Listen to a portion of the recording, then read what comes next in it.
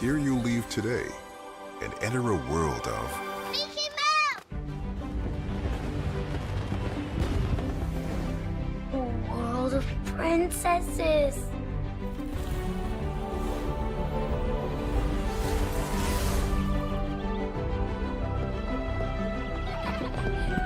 A world of villains. And heroes. Raise your sabers!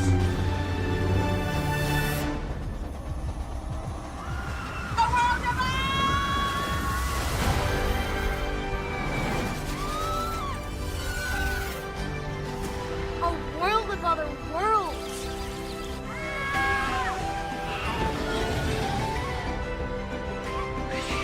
A world of all the favorites. It's a triumph. Oh my God. A world of throwbacks.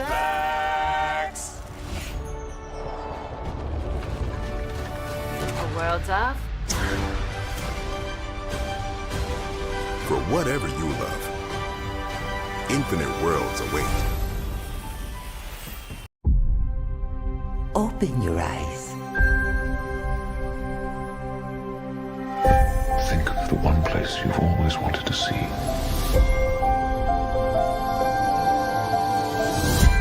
This is where our magic comes from? They say if you dream a thing more than once, Please, please, please. it's sure to come true. Everything you see exists together in the great circle of life. There were stories about what happened. It's true. All of it. In every job that must be done, there is an element of fun. I told you she was tricky. Life is full of possibilities. What do you want to be remembered for? The world is in our hands, and we gotta do something with it. I just want to say a word of thanks to all the artists, the workers, and all of you. The young and the young in heart. You helped make this dream come true.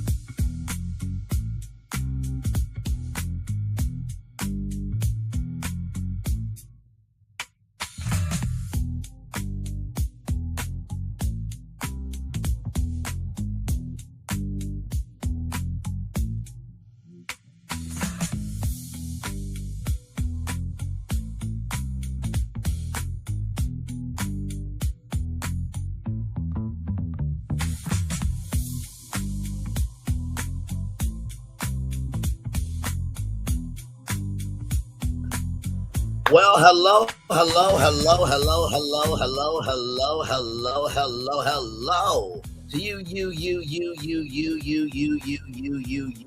you. Welcome into another edition of Brantley's virtual tour live. Glad to have all of you here. Yes, indeed. So glad to have all of you here. Last night we saw the Disney Horizons, theme park showcase, or the experiences showcase. And one of the things that got announced officially was Villains Land. But what if I told you that we're not done yet? What if I told you that we're not done yet? What if I told you we are not done yet? There is a story to that village, and I'm going to showcase that to you tonight. But of course, as you know, around here, we have to build up the anticipation for it. So, with that said, let's get to it, because higher is waiting, low is available. But either way, we got to go on tour. Yes, indeed, we do. Let me take down this iconic intro here. Oh, wait a minute. Oh, my God, you hear me, but you can't see me. Oh, my God, wait a minute. Did the magic mirror take me away? What is this? Y'all can hear me, right? Mic check. 1, 2, 1. Seriously? Is this how we're starting? Is this why I couldn't speak for a decent amount of time? So for real, is this why I'm not on the screen? Oh my God. Okay, well, listen, Magic Mirror, you have me at your will. So what do you want me to do? What do you want me to do? Hey, everybody. Hey, Phil. Sorry that you can't see me, but you can hear me, right? Put one in the chat if you can hear me. Apparently, the Magic Mirror wanted to take away your site.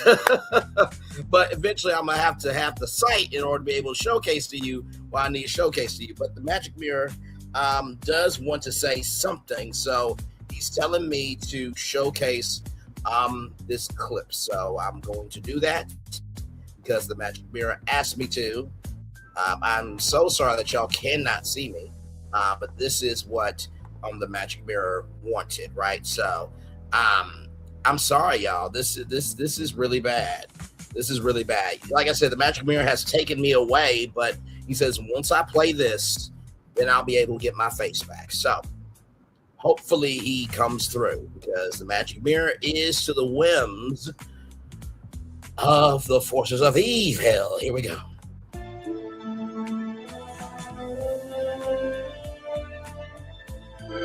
Slave in the magic mirror, come from the farthest space.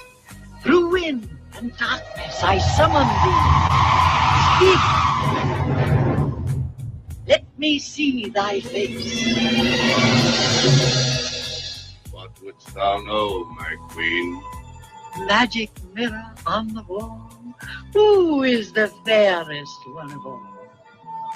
Famed is thy beauty, majesty. But hold, a lovely maid I see.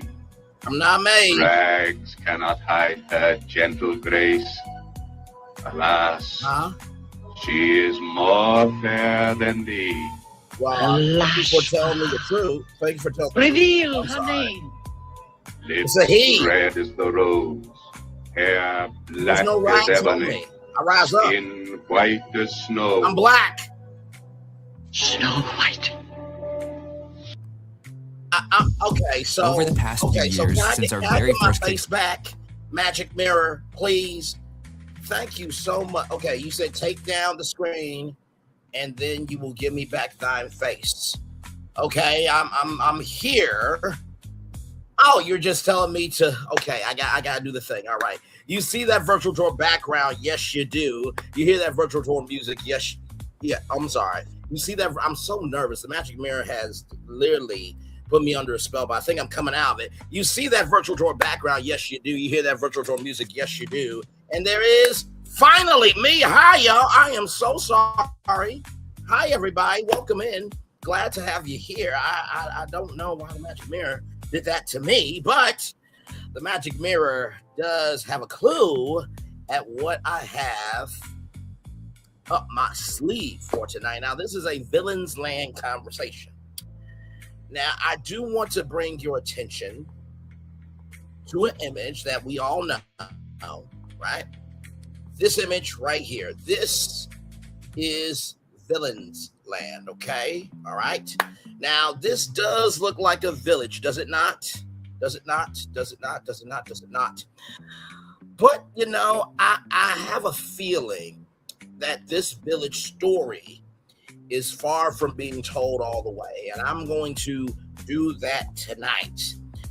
But before we do that, there is one thing we do around here that is different than any other stream. So, of course, I'm going to have to bring up the man that created Sleeping Beauty, that created the heroes and the villains and the wonder and the majesty and the awe of just knowing that there can be more than what we see. The one, the only, Mr. Walt Disney. Roll it. To all who come to this happy place, welcome. Disneyland. Last night, Disney really threw down, didn't they? Showcasing that, hold on a second, we are still that company. But the question is, they have started to build anticipation, but can they give execution energy needed for the fans to be secure? Let's talk about it right from this space, right here and right now, baby. Yes, indeed. Welcome in. Braylon Lee joining you for a Villains Land conversation. Believe me, what you think is going to be that village is not what you think. I did give you a clue. That thumbnail is your biggest clue. And as I go to my notes here, or aka our group chat, I said to Phil and Florentine, sometimes beginnings can be felt in many ways later on down the line. Sometimes beginnings can be felt in many ways later on down the line. Sometimes beginnings can be felt in many ways later on down the line. That is also your biggest clue. Believe me, you. Oh, y'all are not ready for this village. Hong Kong Disneyland. At Disney Cruise Line. Join Disneyland in celebrating 50 years of magic. It's the happiest celebration on earth. Disneyland is dedicated to the ideals and the dreams that have created America, with the hope that it will be a source of joy and inspiration to all the world. Thank you, good sir Walt Disney, for that. Now, of course, every story needs a storytelling mechanic, right? It is a way to be able to explore the world of the story. So for that, we are going to go to a show called Once Upon a Time. Yes, indeed. Now, for those of you who do not know about this show, it was on ABC, one of the greatest shows of all time. And it was about a boy named Henry.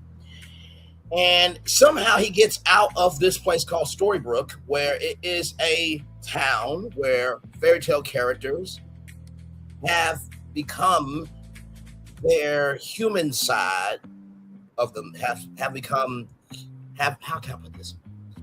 The storybook characters that we all know and love, they have fully formed in their human form in this town. And Henry needs to find Emma because Emma is the savior of Storybrooke. Now, of course, Emma doesn't believe it. But Henry's mom in quotes rather, is the evil queen.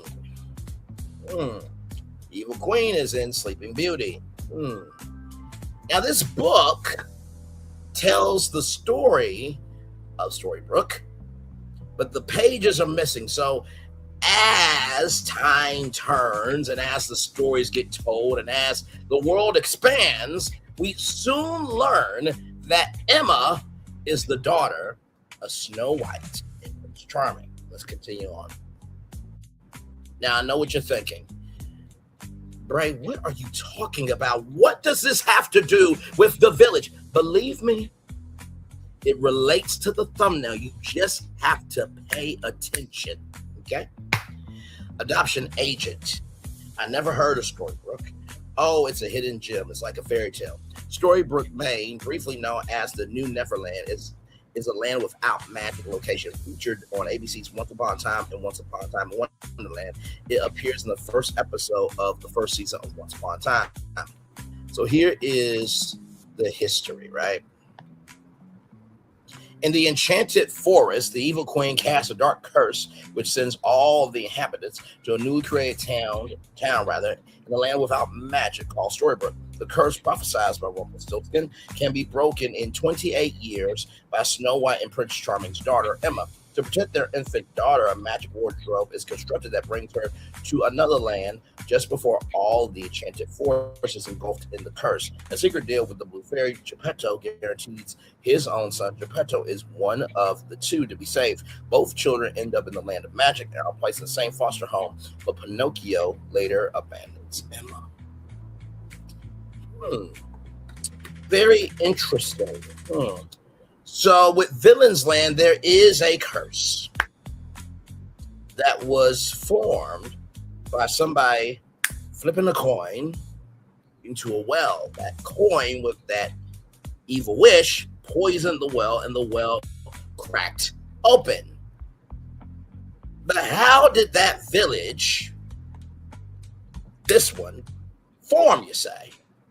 We're going to get to that. We're going to get to that. Let's walk through Sleeping Beauty Castle together. Okay, virtually, of course. Here we go. Let me know if you see anything that could be a clue to what this potential village I've created could be. And I'm going to make a prediction here so big. I have beaten Bruce Vaughan and Catherine and everybody at Walt Disney Imagineering. I have beaten Bruce Vaughan, Catherine, and everybody at Walt Disney Imagineering. I, Braylon Lee, have beaten Bruce Vaughan, Catherine, and everybody at Walt Disney Imagineering. And I've also beaten Universal Creative and Darkmoor and Dark Universe. Oh, yeah.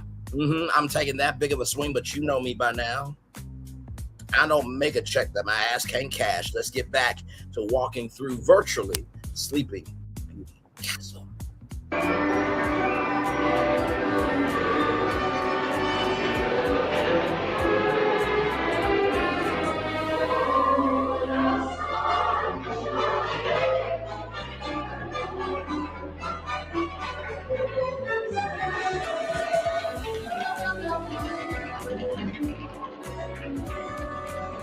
But there are the parents there, devastated because of a tragic event. It was supposed to be the coronation of Sleeping Beauty, and Maleficent came through and burned some things down. Not just physically, but emotionally. Let's keep going.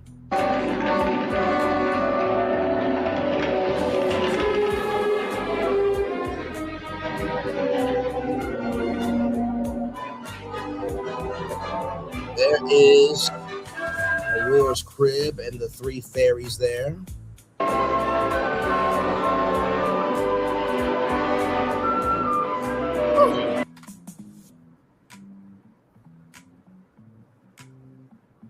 This is interesting.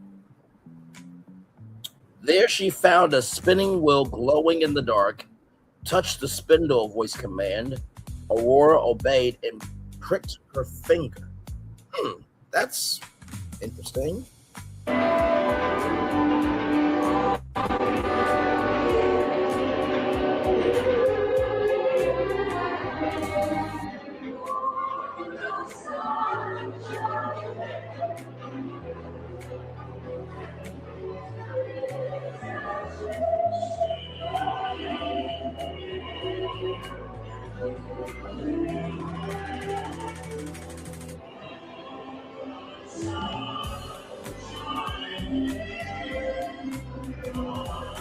She is sleeping.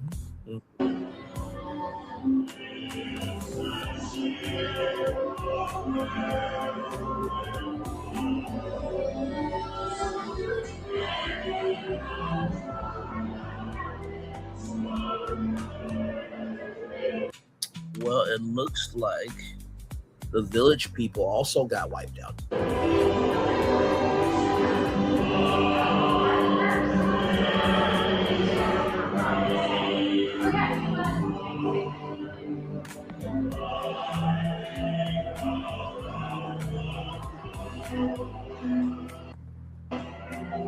Something is down that door. I believe it's a guard. I believe.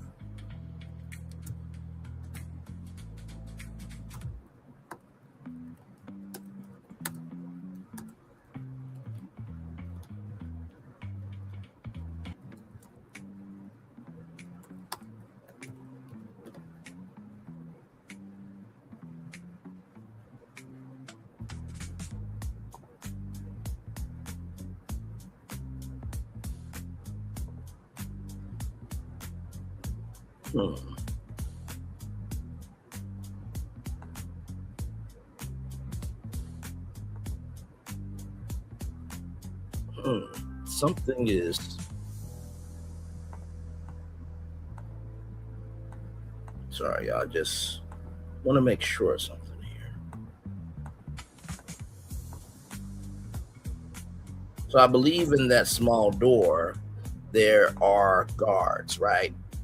Or something more foreboding that meets the eye.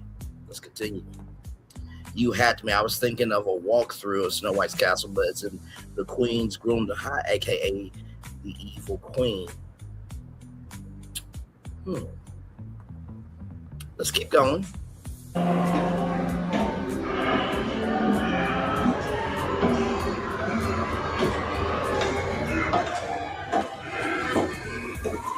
The guards there.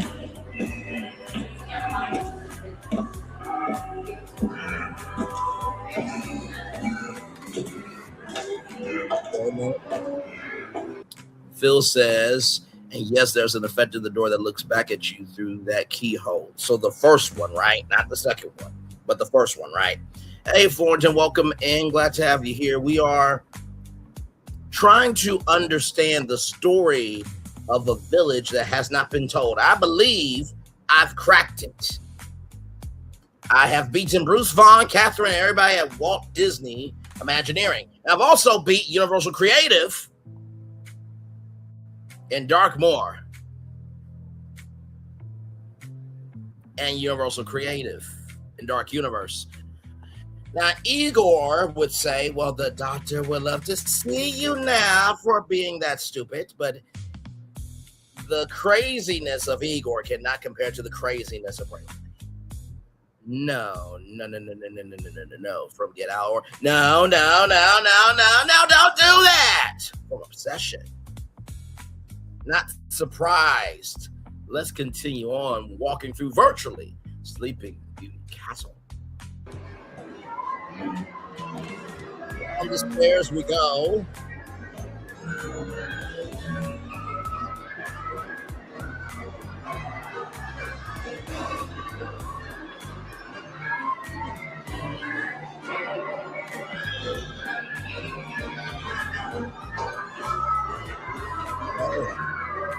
There's Maleficent. Sorry. Let's see it one more time. The detail in this, the fact that this has been here since opening day, is crazy work. I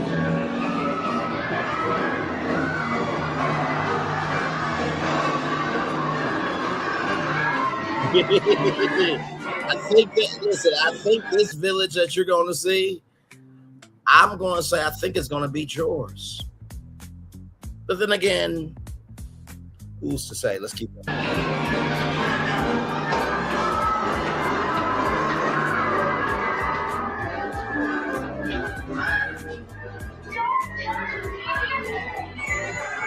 Wait a minute.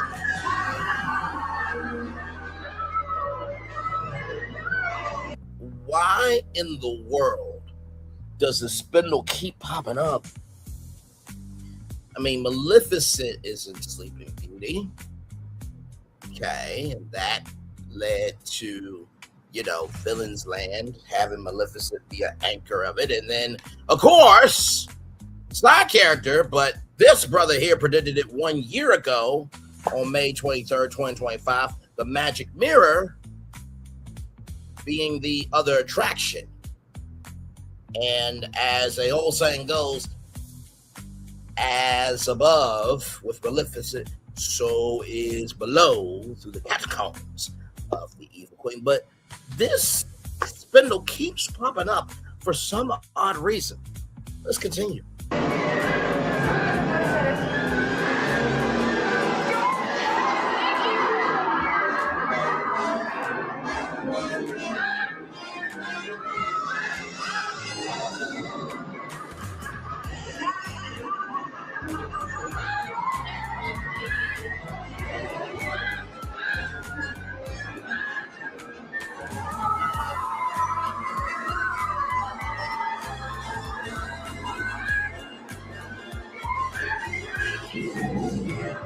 Where's my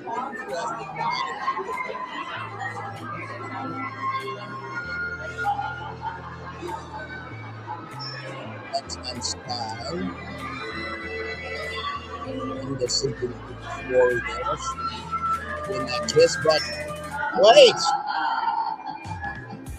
Maleficent, hi, so wonderful to see you. Just please let me through, please. Thank you. Oh yeah. Woo. Okay, that was quite a lot. Thank you so much. Woo, we made it through. Wow. Quite a lot. If you look, in the window, you can actually see the evil queen from time to time. But wait, what is this? This is very interesting. It's a well, huh? Interesting. Very interesting. Because all the dwarves are there.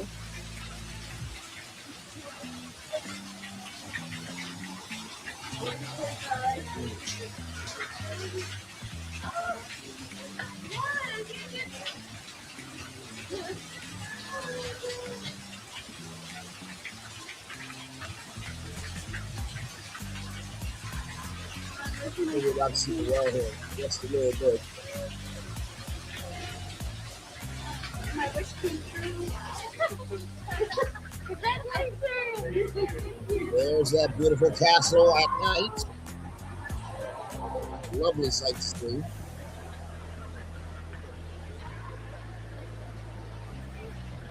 I want to go back to this. I want to go back to this. So let's just say, right, at the time, let's see here. Yes, Phil, I'll leave it to you and Braylon to complete it kindly. We'll see. Hey, Bricky saying presentation fell off. What? Everybody has the right to their opinion, okay? But things were announced. But I want to focus on this well. Then I say to Phil and Florentin that sometimes beginnings can be felt in many ways later on down the line. So who's to say that what happened in Sleeping Beauty, right, with Aurora touching the spindle, making her die, what if at the same time, on opening day in 1955, in the year of 1955, that somebody flipped a coin with an evil wish, and that evil coin needed to be activated? The beginning of Sleeping Beauty and the beginning of Disneyland, could they have something to do with Villain's Land? That is the question I have for you. I want you to keep the fact that there is a well here in Disneyland, and that a well potentially is going to be in Villain's Land. So wouldn't that connect the two wells? Let's keep thinking, shall we? Now, we're going to watch the announcement again, okay?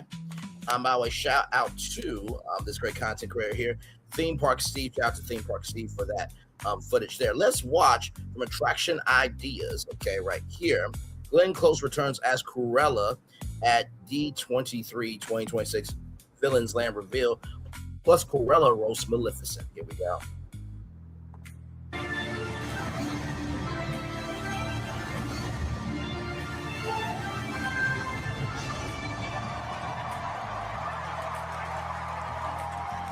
For years since my decree of a land shrouded in miasm, so I have summoned a new presence. Come forth and speak, Thomas Masnum. I'm here, Mira. I'm here. But please, do not worry. We could never forget about you. I assure you, I am not worried. For I know you will be sharing more. But villainous souls are not the patient kind. So do hurry and speak of the wicked magic that's in store. I think I can do that. In fact, I know two people who are absolutely perfect for the job. Everyone, please welcome back Bruce Vaughn along with Imagineer Carolyn May.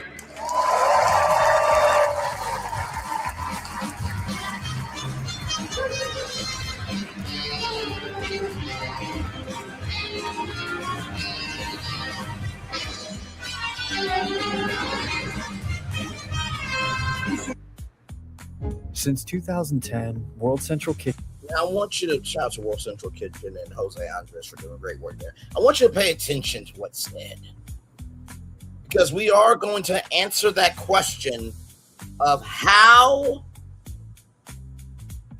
that village has a story. Like I said, I've been Bruce Vaughn and Catherine and Walt Disney Imagineering and Universal Creative and Darkmoor and Dark Universe. I've been all of them with what I've created. Let's continue on. Kitchen has served millions of meals in response to climate and... All right, well, I know I speak for all of Imagineering when I say our villains expansion at the Magic Kingdom is one of the most anticipated projects any of us has ever worked on. Now, there have been a lot of rumors about this land flying around. Shocking, I know. Caroline, how about we put some of those to rest? First off, I believe we have decided on a name. Yes, we have. Actually, that's actually a lie. You guys decided on a name because the Imagineering for a name was too much of a burden for you guys to carry. But I do have a response. I do have a response to that. Okay, I do have a response to that.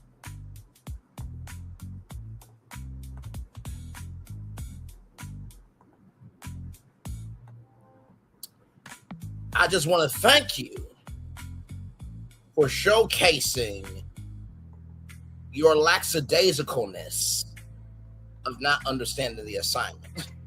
Oh, thank you. Thank you so much, Catherine. Thank you. My darling. My darling. Thank you so much. You all could do a change. You know, you really could do a change in that name. All this business of find my outfit in there. And when I heard the most irritating sound. The most irritating sound.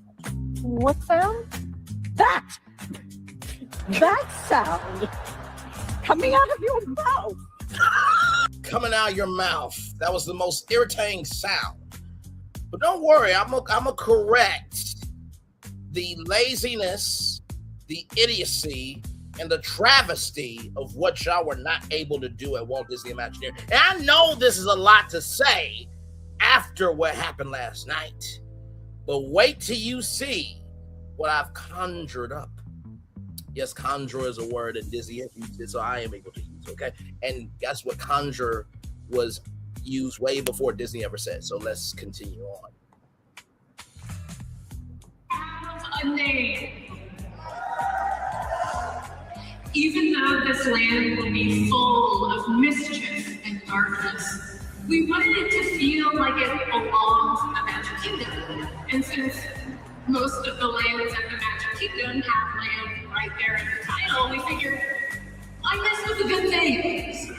Exactly. I mean, let's face it. What else we're gonna call it? What else? What else? What else were we going to call it? Very good question. I have an answer. Bruce, Catherine, and Walt Disney fucking Imagineering. I have an answer. I have an answer. I have an answer. We're going to get to that answer in just a little bit. Let's continue. Sometimes the obvious answer is the way it works. But that is an opinion, not a fact. Let's continue. While the name may be obvious, the story is anything but. We're creating an entirely new story for these characters and a new way of seeing them. These are villains hiding in the shadows. They're powerful, sophisticated, elegant, and they have impeccable taste, which I find is very dangerous. There are some initial character studies that help define a new vision for our villains and establish an elevated, elegant tone for the land. These characters and so many more are the foundation for an entirely new story in Villains Land, which we are literally creating from the ground up. Like so many of our fairy tales, your journey begins when you stray from the safe path and enter the bewitching and foreboding dark forests. There, you'll come upon a broken, twisted wishing well. Now, normally a broken, twisted wishing well. Interesting. So that would conclude my earlier thought. Now, my earlier thought was a hypothesis. But now we have a conclusion that there could be a well inside Villains Land. Because why would you share this story but not have this created? Let's continue. Well, it's a pretty happy thing. You make a wish, toss in a coin, maybe a princess starts singing. This is not that wishing well. Yes. We wonder, what if a mysterious person made an evil wish? And what if that wish was so evil that it corrupted the well, broke it open, and infused the forest around it with the power of the well's poison magic? So the well cracked open and infused the forest around it with the power of the well's magic.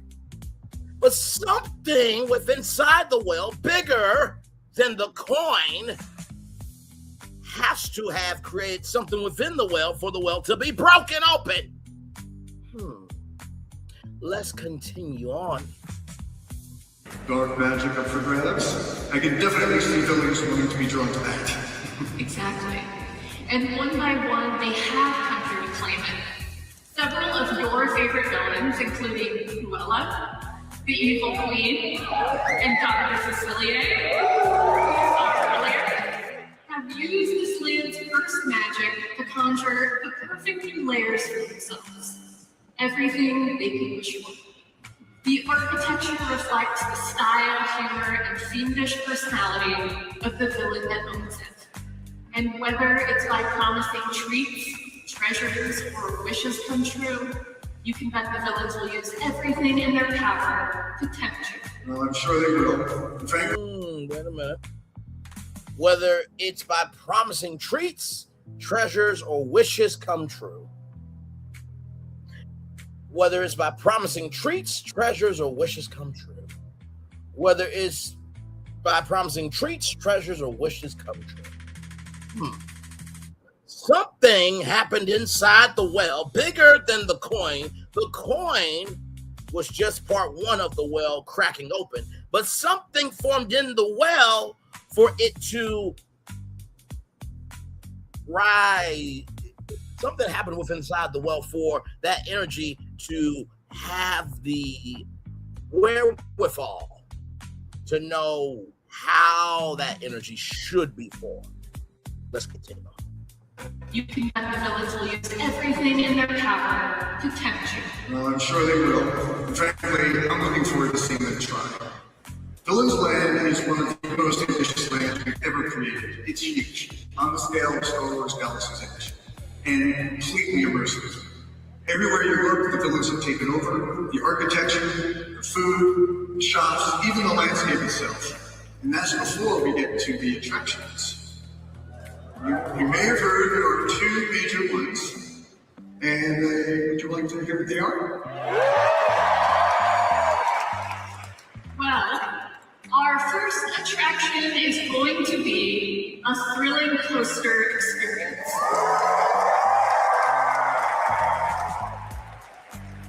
Here, you will encounter Maleficent herself as you race through the enchanted briar around her mountaintop fortress. We're excited to include elements we've never attempted before on a Disney coaster. Because, of course, if we're inviting the mistress of all evil to our land, we best not disappoint her. Yeah. And if Maleficent's mountaintop isn't dark enough for you, our second attraction takes you in the opposite direction, down. Into the catacombs beneath the evil queen's palace. Here, you'll come face to face with the magic mirror as he calls you to see things from his unique perspective on the other side of the glass. Once you're in this mirror realm through a mix of special effects and incredible physical set pieces, you'll be mesmerized by a whole array of your favorite fearsome Disney villains, conjured as only the magic mirror can. Patricia Heaton. This is how to tell if your olive oil is fake. Did you hear about the TikTok olive oil test? Well, it's really easy, so just watch me. This is real olive oil.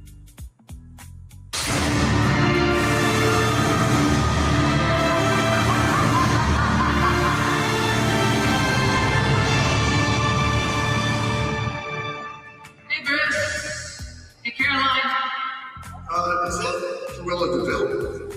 Yeah, the mirror summoned her. Lucky us, right, kid? Yeah, that has been a real treat. Yeah, a treat. What are you waiting for, you sycophant? By the way, I am a sycophant who I'm going to be introducing to you in just a little bit. Hey, you morons! Yeah, hey, Caroline, Bruce, meet the lovely Cruella deville.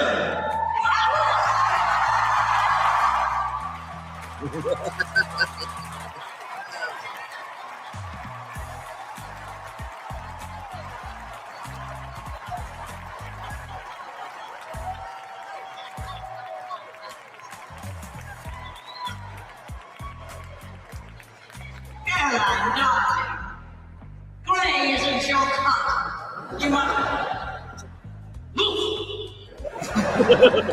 must be Brutus. It's actually Bruce, but such a meet you. Well, such a sweet thought. I wish I could reciprocate. Here, boss. Here. What is it that this one does, this Brutus? What does he do? He designs theme parks, boss. Theme parks? Those horrible noisy things that families are always doodling off to. Someone actually decides.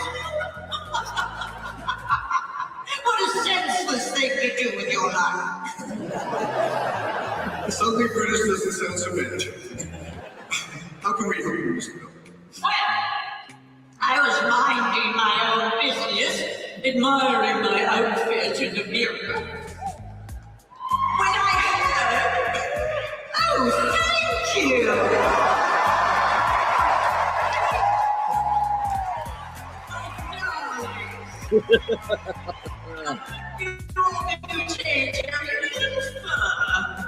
This business of my up in there, and when I heard the most irritating sound. What sound? That sound coming out of your mouth.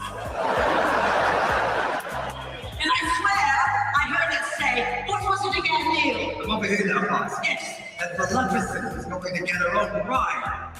Good boy. Now stand somewhere until I need you.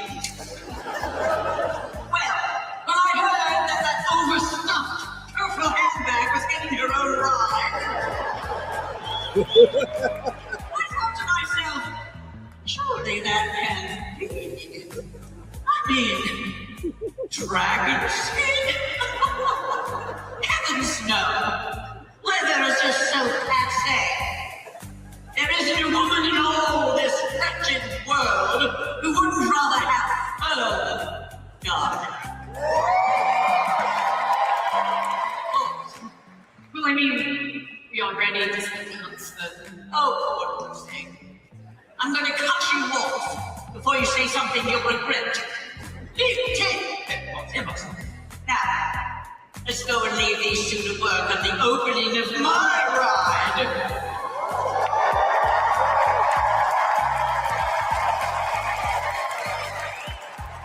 Wait a minute, I want to just point out something here. Work on the opening of my ride.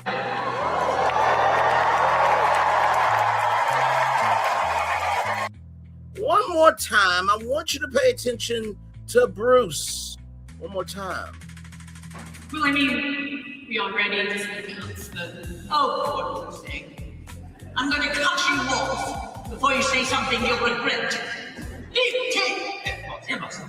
Now, let's go and leave these two to work on the opening of my ride.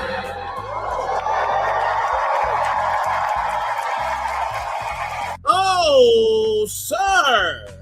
Sir, 80% of communication is nonverbal. Why do your hands like this?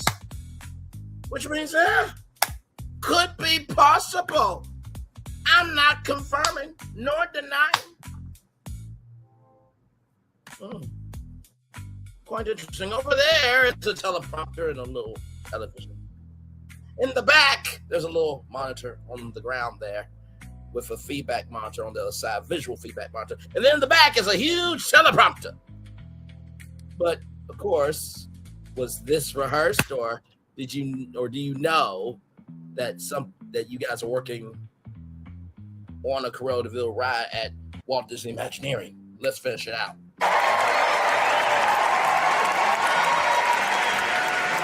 Yes, and all the cars will be full of different dolls. And I brought one of those street musicians to entertain you while you work. What was his name again? Speck? Well, whatever. You put a dollar in his hand on. Everyone, the iconic Glenn Close.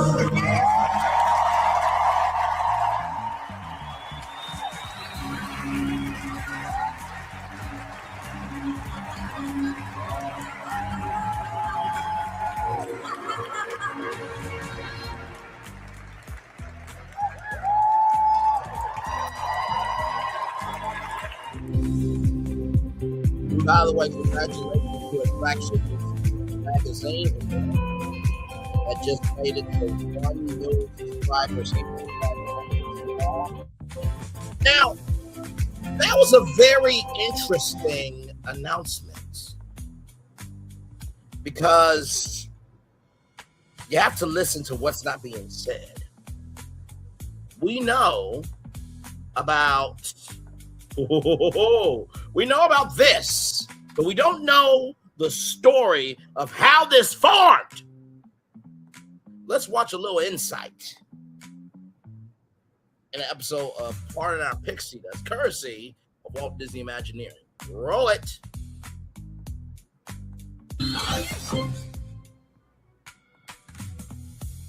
Now, if there's one villain who can headline her own attraction, it's definitely going to be the mistress of all evil, Maleficent. She is one of our most popular villains. She's also one of the most intimidating and intense. Now, this is interesting. There is a drawbridge. Cinderella Castle has a drawbridge, yes. Yes, it does. Yes. Sleeping Beauty has a drawbridge, yes. It is quite interesting these, I believe, could be either hands cut off from some miscreants, or these could be animals chained, bound, and gagged, as they say, to forever opening the door, or the drawbridge rather, or metaphorically, but the drawbridge to evil.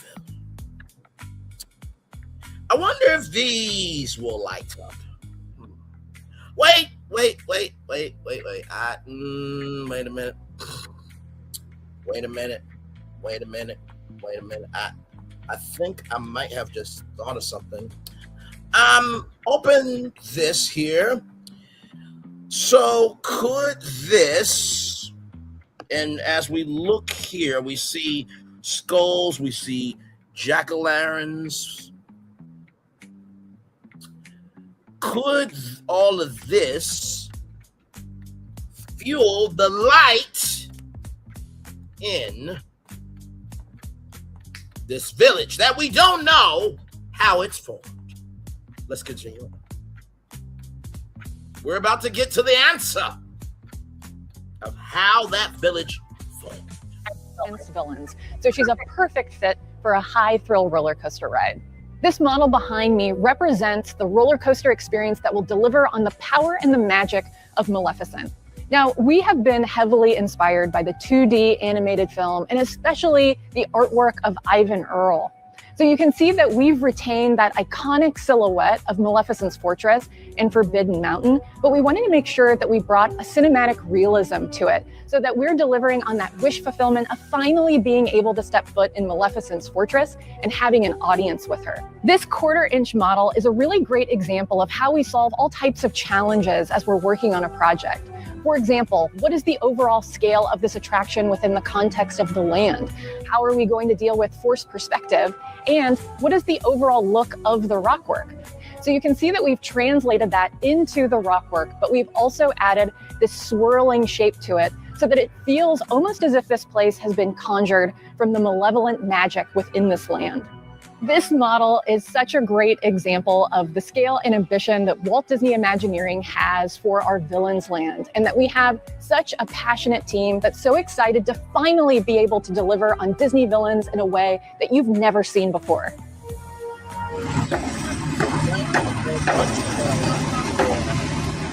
Showcasing that to us. Now, I think I've talked your ear off long enough.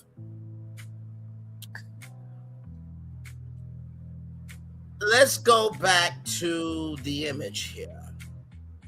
Let's go back to some images here. So this well, right, is creating all this. Okay, right? But in order for that well to create Villains Land, it had to start somewhere, right? Start from this well. What if, and what the if? You thought I was gonna go there, didn't you? Oh, no. Ooh. Just what if there was a mechanic that could have formed Villains Land? 1 + 2 = 3. 1 + 2 = 3. 1 + 2 = 3. Now, the first thing, right? Okay, first thing is a coin flip into the well. Okay? Coin flip of evil wish. That is part 1 that happened in Disneyland. Follow the green bouncing ball. Okay. Class is in session. Class is in session. Rather. So that was part one. The well at Disneyland had a flip of a coin of an evil wish. That was part one. Plus, part two is that coin, right, caused that well that you're seeing in front of you to form Villain's Land. But, like I said before, something inside the well had to crack open for that to come out. But what formed Villain's Land?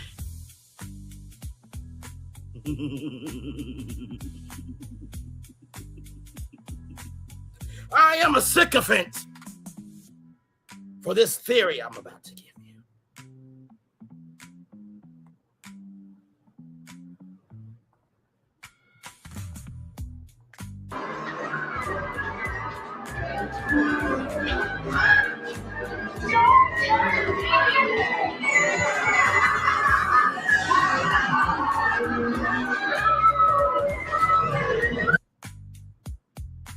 Ladies and gentlemen, what if that coin flip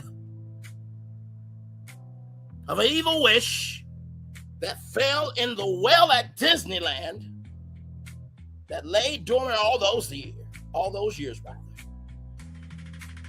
It was the formation of time and space that allowed the energy from that coin and the soul of that wish to get to that spindle, and that spindle formed, ladies and gentlemen, this. The spindle formed this village. The spindle formed this village. The spindle that you are seeing right from this space right here, right now, ladies and gentlemen, formed this village. Good theory, right? Good theory, right? Good theory, right? Because 1 plus 2 equals 3.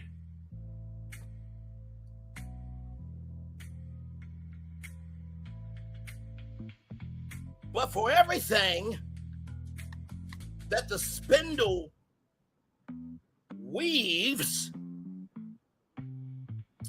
it usually will always end devastation. From the spindle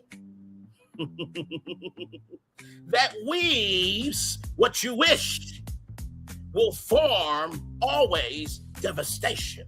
From the spindle that weaves whatever you wish will always end in devastation. From that wish, oh, look at there. Wait a minute. Let's go back to that porn pixie dust for a minute. Because that's interesting. Whoa. Wait. Whoa. Wait a minute. This is very interesting. Give me a moment. The mistress of all evil, Maleficent. She is one of our most popular villains. She's also one of the most... So, would it be fair to say that this spindle formed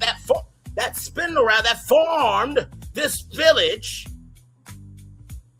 okay, that wove this village that formed through this wish, created this attraction that is above. And from that spindle that wove this could also have woven this. Oh, I'm so motherfucking good. But in order to have a story of this, right, that the spindle woven this, that wove this, and that also wove this, okay? That spindle could not have woven this. because that spindle would not have woven, okay, this, because this is not matching the energy of this, or this, or this. So where do we find the understanding, the gravity, the breadth, the depth, and the motherfucking more sugar even of this village? I have taught you for 1 hour and 55 motherfucking seconds. It's now time to bring it to you whole. Ladies and gentlemen, I give you the village, a spindle station. Everything that the spindle wovens always ends in devastation. Spindle station, where everything that gets ignored, shunned, dragged, persecuted, and is beyond the point of no return only grows more evil. Let's get into this. Spindle station, the village, a spindle station, where what was forgotten becomes something worse. Beyond the borders of the happy kingdoms, beyond the forest of where heroes found their happily ever afters, there was always another place, a place where the stories didn't end, a place where the rejected went, a place where the forgotten waited, and eventually a place where they became something else. The legend of Spindle Station. Long before anyone knew the village as Spindle Station, it was simply a forgotten settlement at the edge of several kingdoms. It was a place where people, creatures, witches, outcasts, famous magicians, disgraced royalties, and creatures of questionable origin, came where there was nowhere else left for them to go. The kingdoms called them the unwanted. They were shunned, they were ignored, they were shunned, they were mocked, they were persecuted, they were cast aside. And eventually they were forgotten. But forgetting something does not make it disappear. It makes it grow. Beneath the village was an ancient magical force known as the spindle. The spindle was not good, nor was it not evil. It was something older. It fed upon abandonment. Every insult, every rejection, every betrayal, every exile, every person told that they didn't belong. Every creature that was treated as though it didn't matter. The spindle absorbed it all, and with every grievance, it spun a thread. One thread became rope. The rope became a web. And eventually the web became the entire world. That world became Spindle Station.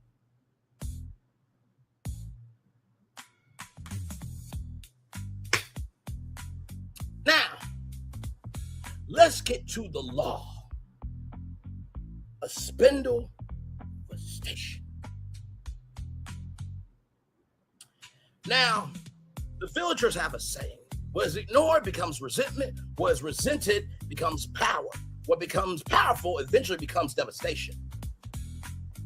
If you all remember Villains Unfairly Ever After, every villain had a story about being resented. And that resentment became power. And what became power eventually became devastation, where they had to come onto a stage to present their case of why they were misunderstood. And they kept asking the magic mirror, who's the most unfairly persecuted, judge, cast aside, this, that, and the third of them all? And all the magic mirror can say is, I don't judge, I just reflect. But what you see is what you get. This is the fundamental rule of the village. The longer something is rejected, the more powerful it becomes. That's why Spindlefestation isn't simply populated by villains, it creates villains. The village is essentially a magical ecosystem where unresolved darkness becomes physical. A broken promise might become a poisonous flower. A broken person might become a shadow. A lifetime of humiliation might become a monster. A kingdom's discard magic might become a storm. A grudge carried for centuries can become an entire mountain. The village doesn't ask, are you evil? It asks, what happened to you? And from there, all you have to do is go to the well in the middle of Spindlefestation, the village, and wish for anything of your heart's desire. But you must know one thing to know and two things for sure. That whatever you wish, the spindle will woven something for you, but will always be, at the end, devastation.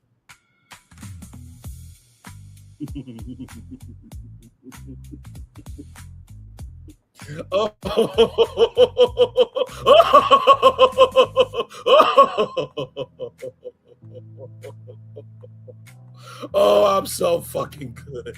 Oh, I'm so fucking good. Oh, I'm so motherfucking good. Oh my God. Oh my God.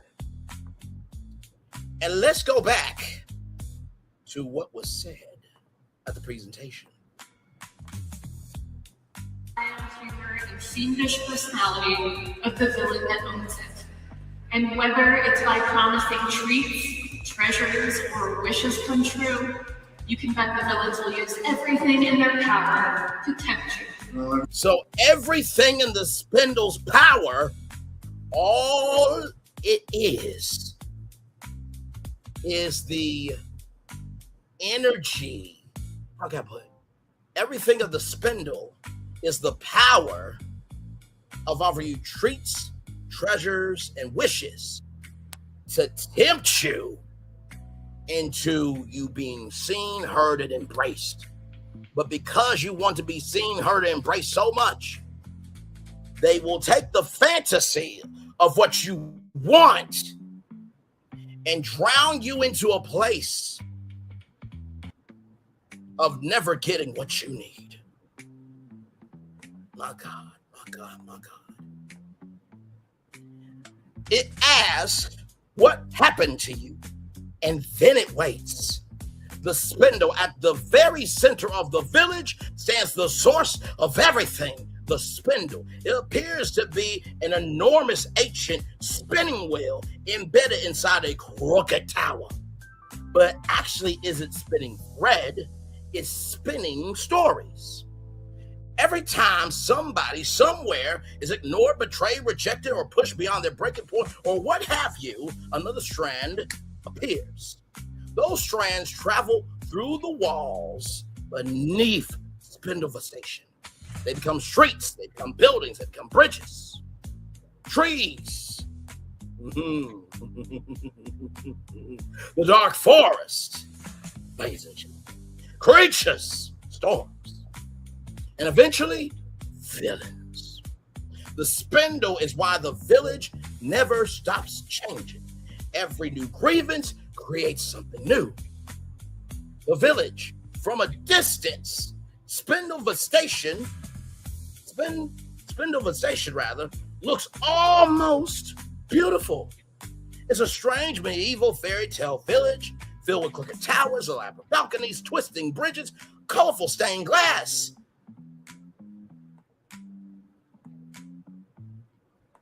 Colorful stained glass.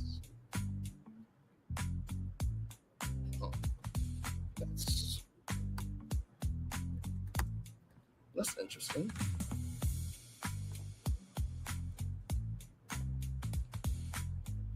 That's very interesting.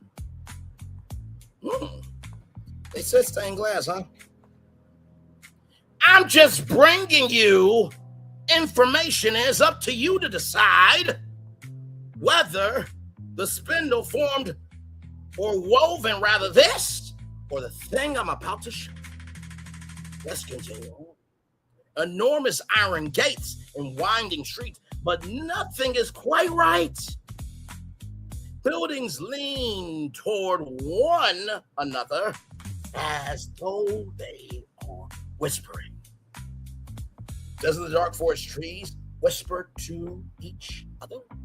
Or it appears as though they are whispering to each other. Doors blink. Sorry, let me flip the reverse around back. Windows blink. Doors move. Street lamps appear to breathe. Roofs curl like thongs.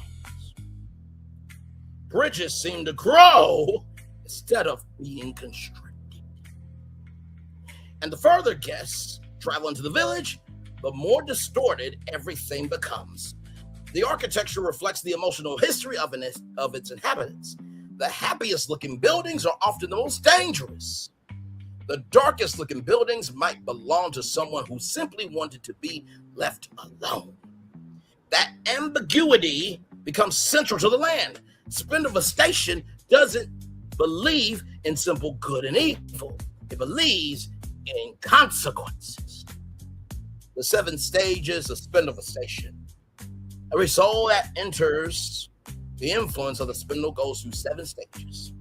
1, ignore. Nobody notices you. Your voice disappears into the noise. The spindle begins to listen. Shunned. People actively turn away. Your presence becomes inconvenient. The thread grows darker. Rejected. You are told you don't belong. The thread becomes stronger. Number 4, persecuted. You are blamed, attacked, and punished for simply just existing. The threat becomes powerful enough to alter the physical world. Broken is number 5. Something inside you finally snaps. The spindle begins creating something from remain. Number 6, forgotten. The world moves on. Nobody remembers what happened. This is when the darkness becomes almost impossible to stop. Number 7, devastation. The pain has become something larger than the person who experienced it. It has become an entity, a curse, a monster, a villain, or an entire kingdom. This is spindlefestation. Why the Disney villains are here. The most infamous villains of Disney history simply did not arrive in spindlefestation by coincidence. The spindle recognized them. Maleficent's rage, the evil queen's obsession, Ursula's resentment, Jafar's hunger for power, Cruella's cruelty, Hades' bitterness, Dr. Facilier's desperation, Scar's jealousy. Each represents a different form of darkness. The spindle drew them toward the village because it recognized something in them, unfinished stories. These villains aren't necessarily the rulers of spindlefestation. They are its greatest inhabitants. And some of them have begun to realize what the spindle actually is. The great secret. The villains believe they control the spindle. They don't. The spindle controls them. Isn't it interesting how Maleficent didn't think that for what the spindle could do or can do or what have you, that there was a solution to break the spindle. And if we look back at Sleeping Beauty, which came out in 1955, ladies and gentlemen, I would like to suggest to you that maybe the spindle got the lowest of you and put Sleeping Beauty to sleep so that way she could learn a painful lesson, of don't be so desperate to touch anything to get out something. And that when you finally wake up out of your sleep of low self-esteem, recognize the spindle will never give you the power of having self-esteem, because that, in the words of Whitney Houston, the greatest love of all has to be yourself. That is the magic, not the magic of what something could offer you when it doesn't even have a source to give you what you're asking for. Spindle controls them. Every villain thinks they came to Spindlefestation to gain more power. But the truth is much more frightening. The village brought them there because it needs them. Because the more legendary the villain, the more powerful the story they carry. The more powerful the spindle becomes. The villains aren't feeding the spindle because they want to. They are feeding it simply by existing. The point of no return. There's a place beyond the village called the Devastation or Spindlefestation. Nobody knows exactly where it begins. The streets simply become darker. The architecture becomes increasingly impossible. The sky changes. The trees twist together. And eventually, guests realize something terrifying. There's no longer a village. There's only the spindle. So, the village. Oh, yeah, I'm really a sycophant for giving you this story. The village was all from your imagination. Shout out to Willy Wonka. So really the only thing in the village is the spindle. So whatever you believe is around you, the spindle's going to wove it for you. But whatever you want to see, the spindle will never make it a reality. Everything has been consumed by it. This is what happens when rejection continues for too long. The person disappears, the pain disappears. Even the original injustice disappears. All that remains is destruction. That's why the villagers fear one phrase above all others, the point, beyond the point, no return. Because once something reaches the devastation, once something reaches Spindlefestation, the spindle cannot tell the difference between the victim and the villain anymore.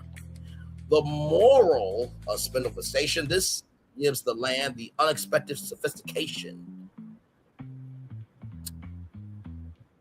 There is a sophistication of this.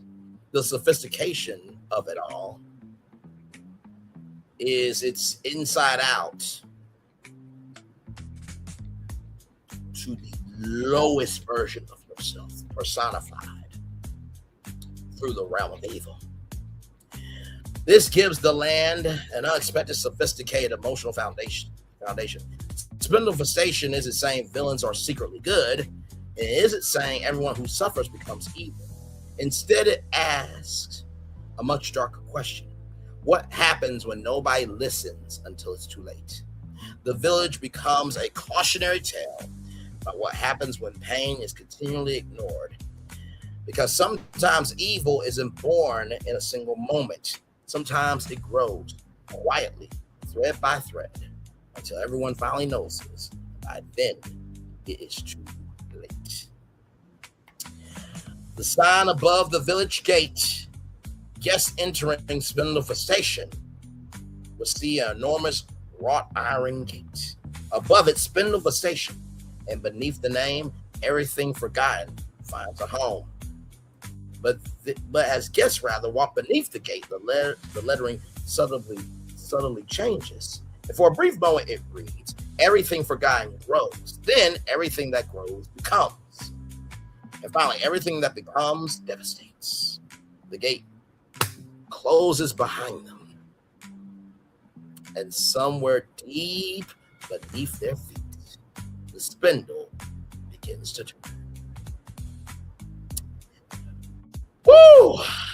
What a heavy story. Woo! I wonder if the coaster has changed. Is it still going upside down? I have to look at the model, which was in the release too. The hands. Chernobog informed the landscape outside of raising the army of villains. Yes, I got it figured out, sir. I mean, you cracked the code. Braylon is forming the recipe of all these wish fulfillment ingredients. He has sniffed as Remy is to cuisine. Perfect lore. I love it. I'm smiling. I'm at it to mine. Braylon is pulling his Merlin prophesying thesis. Bomb. 4 fire emojis. Bomb. Don't turn to a villain now, LOL. All it is the marathon of this conversation, or lecture, or speech, or teaching, or chronicle eulogy. Braylon, I need to add that. I need this added to my village information. Well, I think I talked your ear off long enough.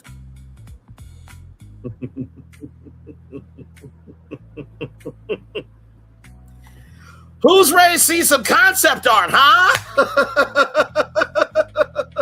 Who's ready to see some concept art, huh? Who's ready to see some concept art, huh? So after everything that's been said, done, and told, do you think Spindle the Station really could be this? Oh. No. Can't be that. It's that cannot form this because this is the village that the villains want. But sometimes when you get what you want, it's not really what you need. So you gotta be authentic to what you're asking for. You ready? In 5, 4, 3, 2, 1. Welcome everybody to Spindle the Station. Do you like the logo?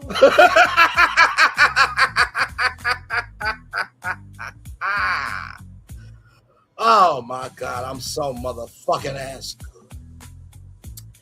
So Bruce and Carolyn, or Caroline, Walt Disney Imagineering, if you need me, just call me. Oh, and Universal Creative, I'm sorry to tell you that I've whooped your ass. I respect all that y'all have. Love your energy. And you definitely have what it takes to showcase that grown-ups deserve the best of what kids can't. But there's a person that can fuck up Disney and Universal. That brother name is Braylon. Spindle the Station. That's interesting. And what is the logo of Villains Land? What does that logo look like? Oh my God. Oh my God. Oh my God. Oh my God. Okay. All right. But let's get back to Spindle the Station, where what was forgotten becomes something worse. A village born from neglect and resentment. Beneath it all spins the spindle, ancient, insatiable, and always hungry for more. The gate, all who entered are welcomed, but the gate never opens the same way twice. That's a nice gate, huh? I like that gate. That's a nice gate. Shout out to Donkey. So, all 7 stages. Ignored, you exist, but nobody notices. Shunned, they turn you away. 3, rejected, you don't belong. 4, persecuted, you're blamed, you're hunted. 5, broken, something inside you snaps. 6 rather, not snicks. 6, forgotten, the world moves on, you become a ghost. 7, you're no longer a person, you're a consequence, devastation. And there is the map right there. Look at that map.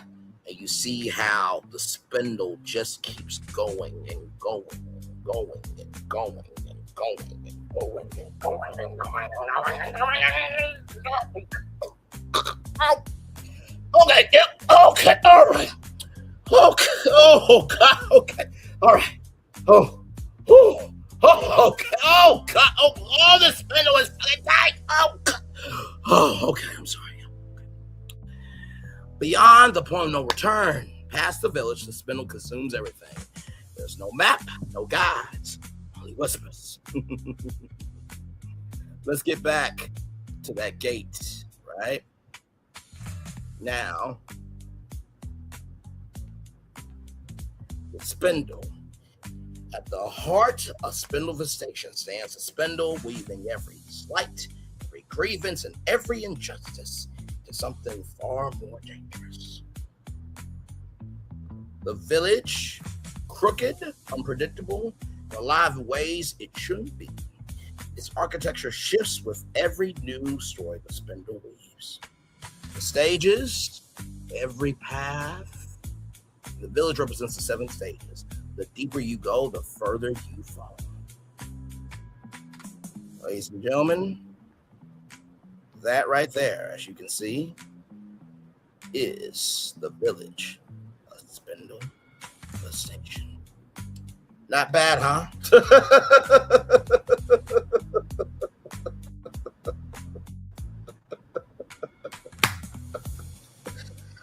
Oh, and Capture the Magic said AI doesn't create anything new. My God, how wrong he was. OG55 said he wasn't here for the corny songs and dance numbers. Oh, my God. But I don't think that story could have been told without some energy. Orange Grove 55. But I'm not done. Nope, I'm not done. Do you want some more Spindleville Station?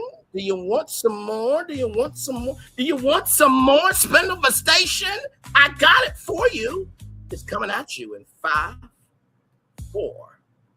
5, 4, 3, 2, 1. Oh, wait a minute. Now that's new.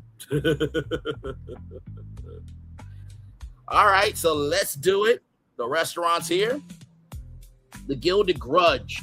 Fine dining with a poisonously good reputation. The Hungry Widow, comfort food with a bite. Widows tell the best stories. I wonder if the Attic Bride might dine at the Hungry Widow from time to time. Let's move on.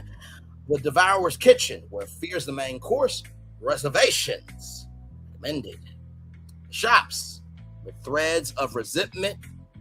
Curse Couture. Enchanted fabrics. Wear your story, but be careful because what you wear will make you get what you want, but you'll lose what you have. Shout out to Dr. Facilier. The Forgotten Mercantile. Oddities, relics, and one-of-a-kind regrets. Everything has a past, but nothing can ever have a future. Oh, clock that T. Yes. Grimoires. Books that bite back. Knowledge is never free. Now, here are the villain's layers. Accessible experiences. Maleficent's Forbidden Keep. Majestic, menacing, filled with relics of dark magic.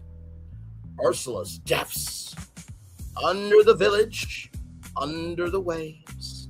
Deals are made in dark water. Dr. Facilier's Parlor. Possibility. You don't find him, he finds you. Pick a card, change your fate. If you know the Prince of the Frog, he didn't fulfill his deal. I wouldn't go in that layer if I were you. Beyond the point of no return, the spindle keeps turning. Bars and lounges, the Spindle Tap Room. Crafted potions, dark brews, and spirits with stories. Regret and rye. A lounge for those with something to drown. the shadow in between. Live music, living shadows, loyalty not required. The Viper's Nest, a high roller's parlor. Stakes are high. Trust is low. And when you are in a village called Spindleversation, do you really think you're going to win? Where if you're hoping for a win, the spindle is going to weave a thought of you winning. But the reality is you will never win because the spindle's in control of the game. Hidden lounges, the silent spiral. Speak easy of secrets. Speak the password or don't speak at all. The looking glass. Nothing here is as it seems. Reflections should not trust it. The last laugh, where the jokes become dangerously real. Oh, those people look interesting. Yes. The energy, unpredictable. The air is alive, whispers in every alley. Beauty that unsettles, laughter that lingers a moment too long. You are watched, you are wanted, you are never leaving the same. Now, we got townspeople, of course, in addition to the villains of Disney. Thread weavers, weavers of fate, keepers of grudges. They sell more than fabric. Lost souls, the forgotten, the forsaken, the ignored. They keep to the shadows. Delight monstrosities, creatures born from excess experiments and unchecked emotions. Cursed merchants, they trade in relics, regrets, and risks. Everything has a price. Those are the cursed merchants. Exile royalty. Once they ruled, now they scheme for a throne that will never be theirs again. The loyal few, they serve the villains, the village, or their own agenda. Overall energy, Spindleversation is a living story. Dark, beautiful, unforgiving, and seductively fun. It feels like freedom. It feels like danger. It feels like home. If you've ever been forgotten. Come for the stories. Stay because you can't win. My God. Oh, man. Well, I think that's all I got for you. I'm going to let Phil and Florentine come up here because I know they have a lot to say. And I have a lot to hear.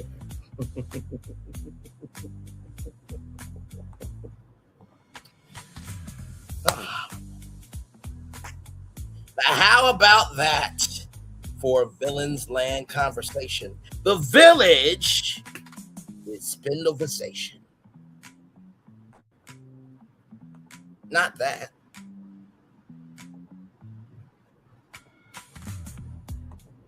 But this.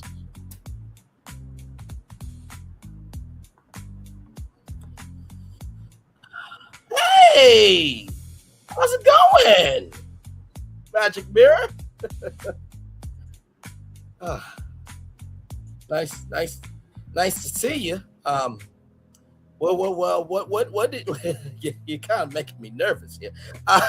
What did you think of Spindleversation, Magic Mirror? Do you like it? Is it good enough for your attraction below the catacombs of the Evil Queen and the Maleficent will like it and all the villains? Please say something. You're terrifying me here.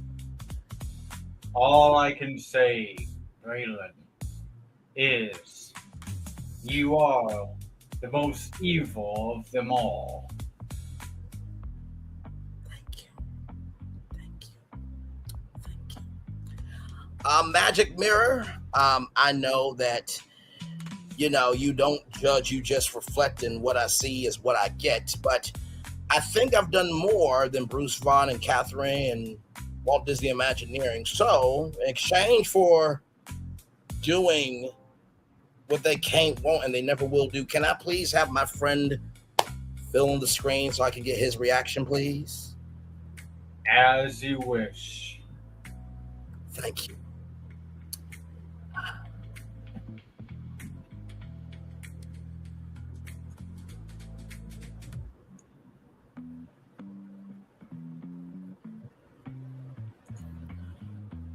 Ooh.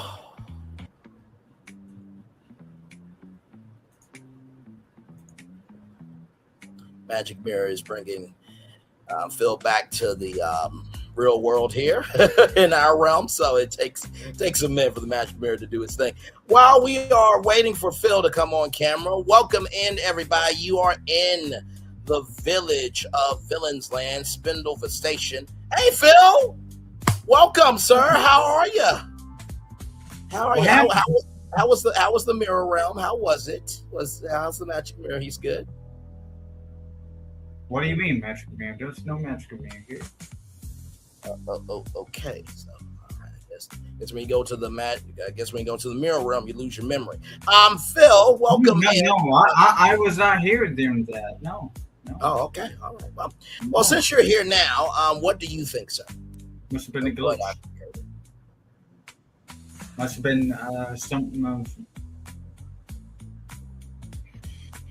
He's after you. Concerned for you. Very good. I mean, I told myself that you saw more than I was rushing through my village or my villain's land last night, and he should have been. I could do weeks upon weeks upon how much information there was in that. Right. And I knew from the get-go that I would have to have like many, like this is where it began, this is where is it going, this is where it's going, and this is where it's going. Now it's going to go to spinification because it's very freaking good. I mean, I love the architecture because my architecture kind of almost looks reminiscent to that village I showed you of all those shops and way and stuff, but more evil looking. Right.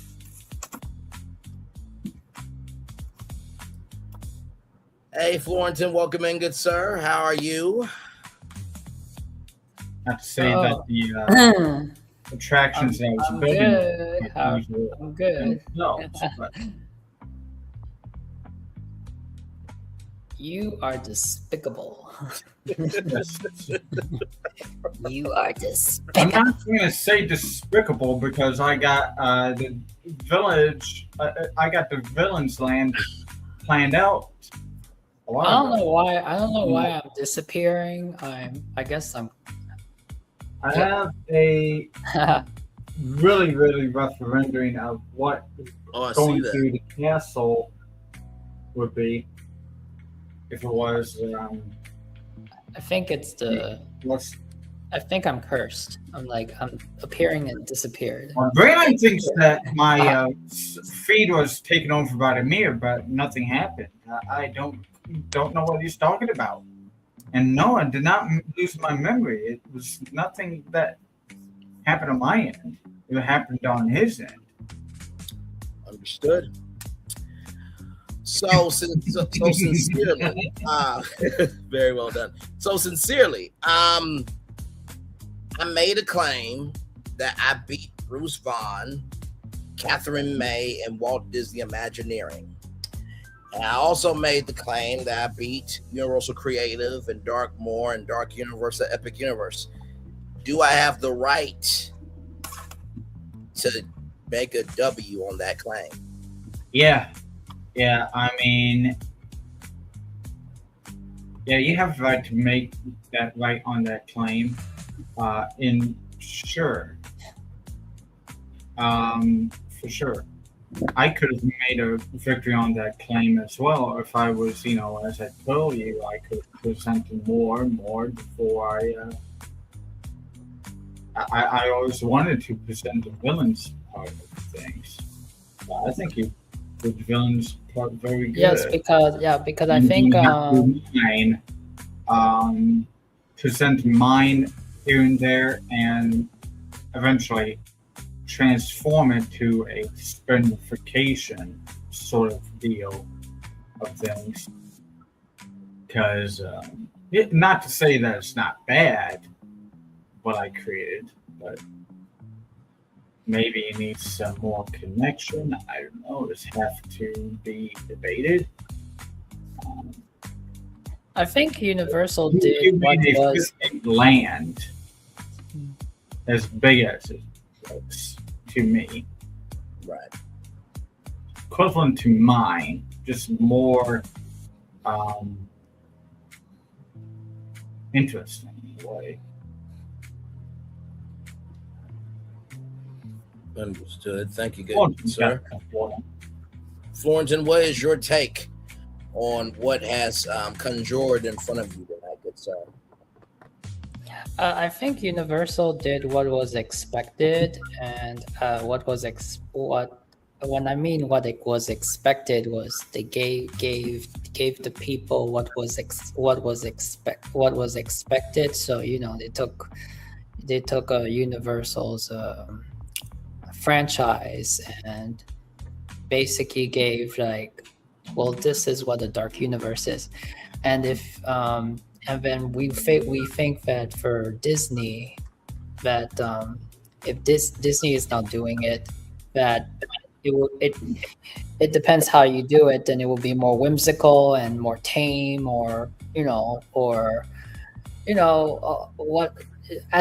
we think that Disney when they do it, it will be as expected as well, and even more as expected, because we know all these because of all these villain characters, how they are and their being.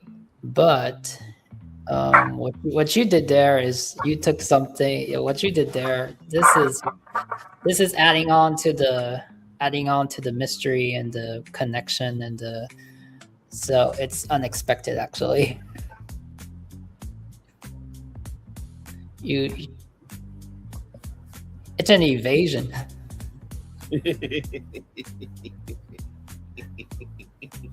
I was trying to figure out what the spindle is. Well, Sleeping Beauty, right? Mm-hmm. And the spindle. That's how all this formed.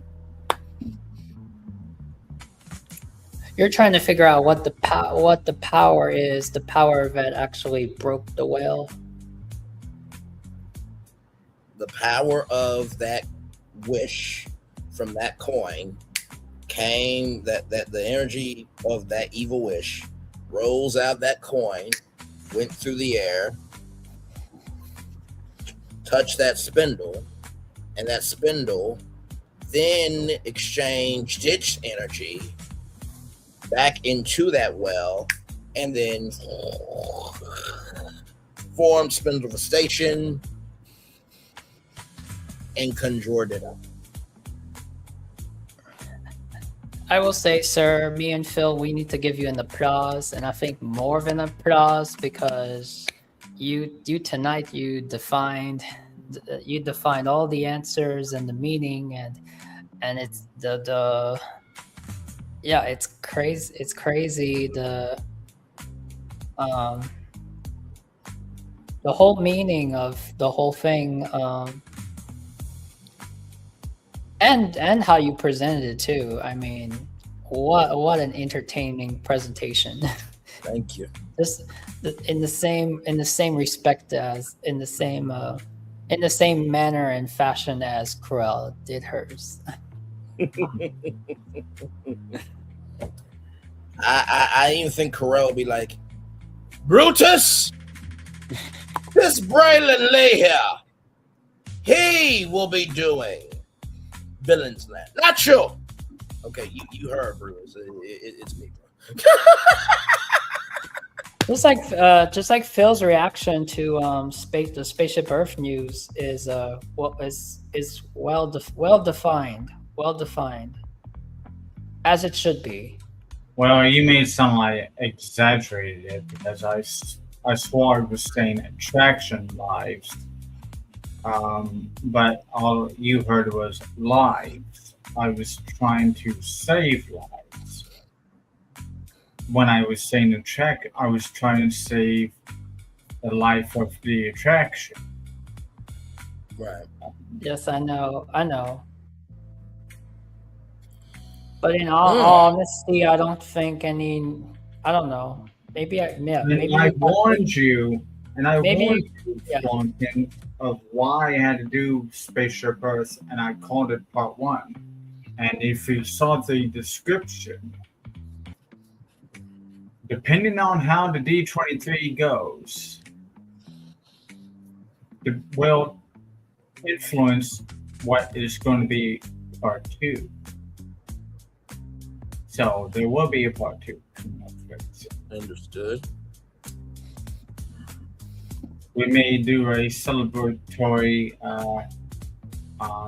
reaction of a playback, if you will, from Braylon's recording of the wildcard stream of me presenting the imagination, just to prove to the audience that I'm not kidding you. Oh yeah. That's yes. Really, Now I can't believe. Yes, I can't believe to say we have a defining moment from that wildcard show. Yeah. Did you two really? What was your? I mean, yes, we were there when it was announced, though. But I mean, okay, I want to say, what was the biggest? Since this was a really big D23, and I will say it's going to be a memorable D23. Yes, it is. And it's not, when I say it's memorable, I'm not saying because it's memorable because I'm covering it with my two brothers here. It's our first BFP. It's the first time covering BFP covering a D23. I would say I'm going to remember this. This is going to be memorable because of because how we're covering it.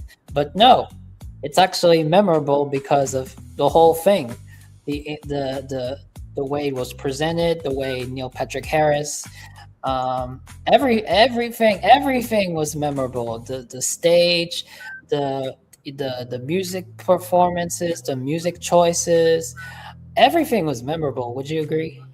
Yes, absolutely. Without question. And so I want to say, what from the entire night, for the parks night, which announcement really surprised you all? You know, I think the thing that really surprised me was when it got to the attractions for Villains Land, and when they said that the magic mirror, is going to have that ride. I mean, y'all saw my face live. I just mentally was kaput. Oh, absolutely, yes. Because I've been saying, and we've been saying as a collective here, that we have had electrical shocks with our predictions. And when that happened live, that was a blackout of creativity. That a prediction that I made 1 year ago, it just crossed over to Anaheim, California, in front of the world. And that was heavy, because that means that the work that I'm doing, that we're doing, and standing 10 toes down, and the one thing that no one's paying attention to, trust your first gut. So I think that was the biggest one for me.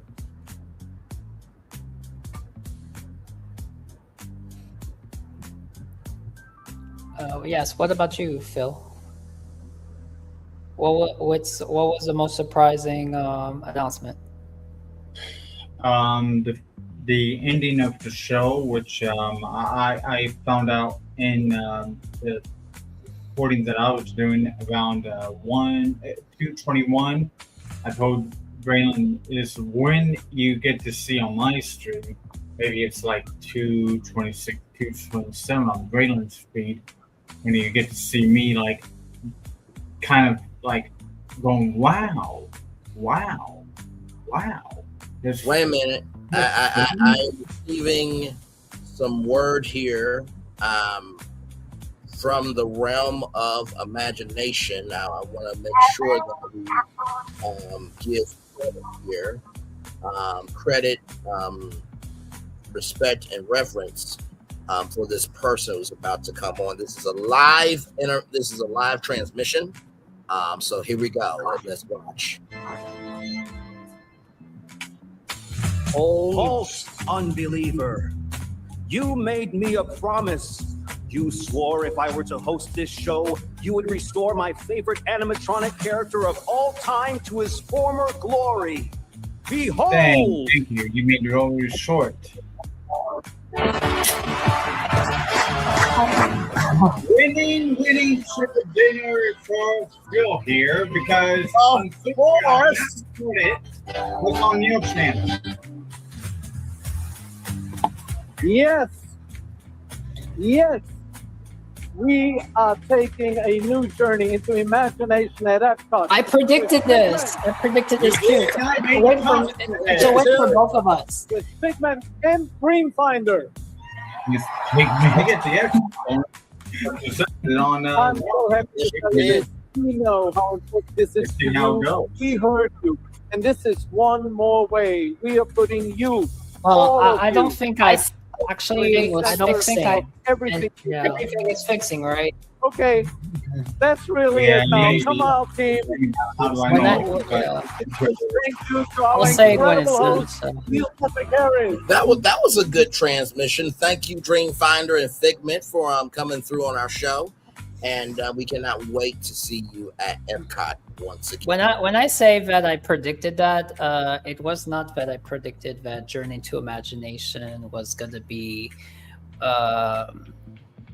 that it was going to happen, or I didn't have a prediction like a week ago that or whenever that Journey into Imagination is going to be announced, and it's going to happen. The ride's going to happen, and Dreamfinder was going to come back. And when I said that I predicted that was earlier in the beginning of the D23 coverage, that when I noticed that each of the, I guess, 4 announcements passed, they were all about fixing. And then I did this prediction. Well, if we already have 4 or 5 announcements that's all about fixing things, then ladies and gentlemen, I think that I have 98%, I would say 90% chance that Journey to Imagination would be announced, because that is something that needs to be fixed. So, correct. Ladies and gentlemen, I was very hopeful. Dreamers. I think that was a common sentiment among the Disney sector on YouTube and the Disney sectors of social media, that this was going to be tonight under the glittering lights of Imagination Wood Studios. This is going to be a full case of updates, 70% completed. Launch dates or launch years, and making sure that the fans felt seen, heard, and embraced.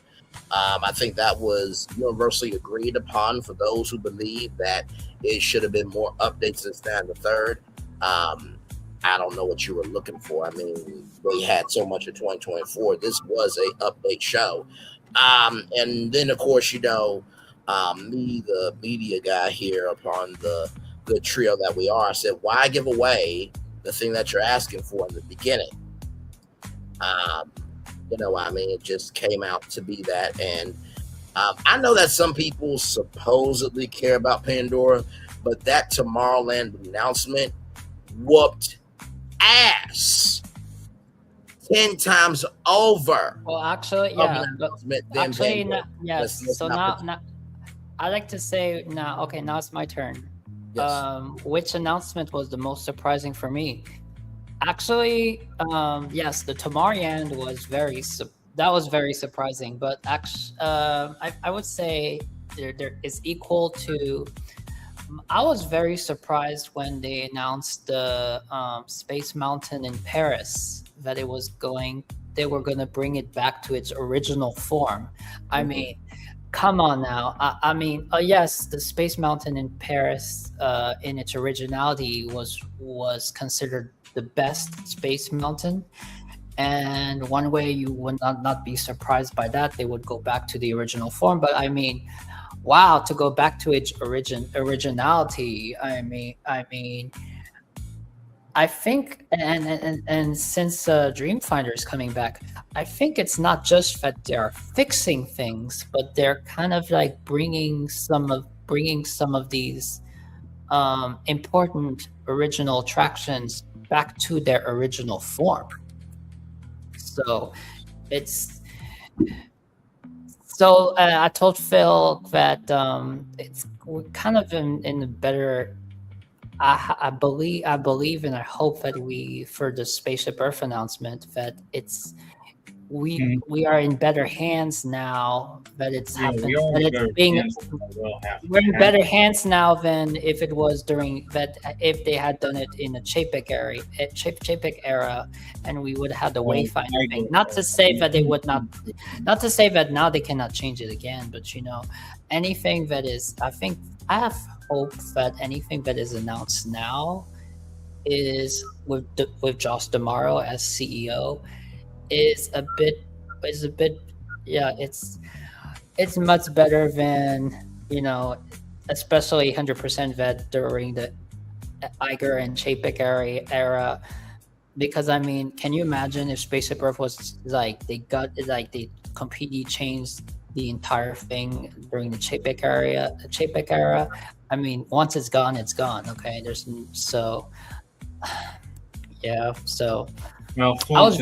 I was very surprised by so many announcements fixing things. Even the Yeti was surprising. We all hear that it's the most difficult thing, but I'm not surprised by that one. I think that Joe Rody was back, and he's in some form, and he's like, we got to get this done, and it's a really turnaround for Disney. We'll see how it goes, but yeah, I saw one video that talked about the evolutions of how they're able to make the animatronics, skinnier, more fluid, and more free. So maybe they might be redesigning the Yeti to still have that towering energy, but more fluid, I guess. So that could be something potentially there. Like I said, so much went down last night. Of course, Magic Happens is coming back to Parade. Of course, ladies and gentlemen, boys and girls, in just a few moments, the rivers of America will light up for Remember Dreams Come True, presented by Honda. Thank you, everybody. That will be coming back, ladies and gentlemen. Listen, we do what we can around here to make y'all smile. And then, of course, the OG World of Color will be coming back to Disney's California Adventure.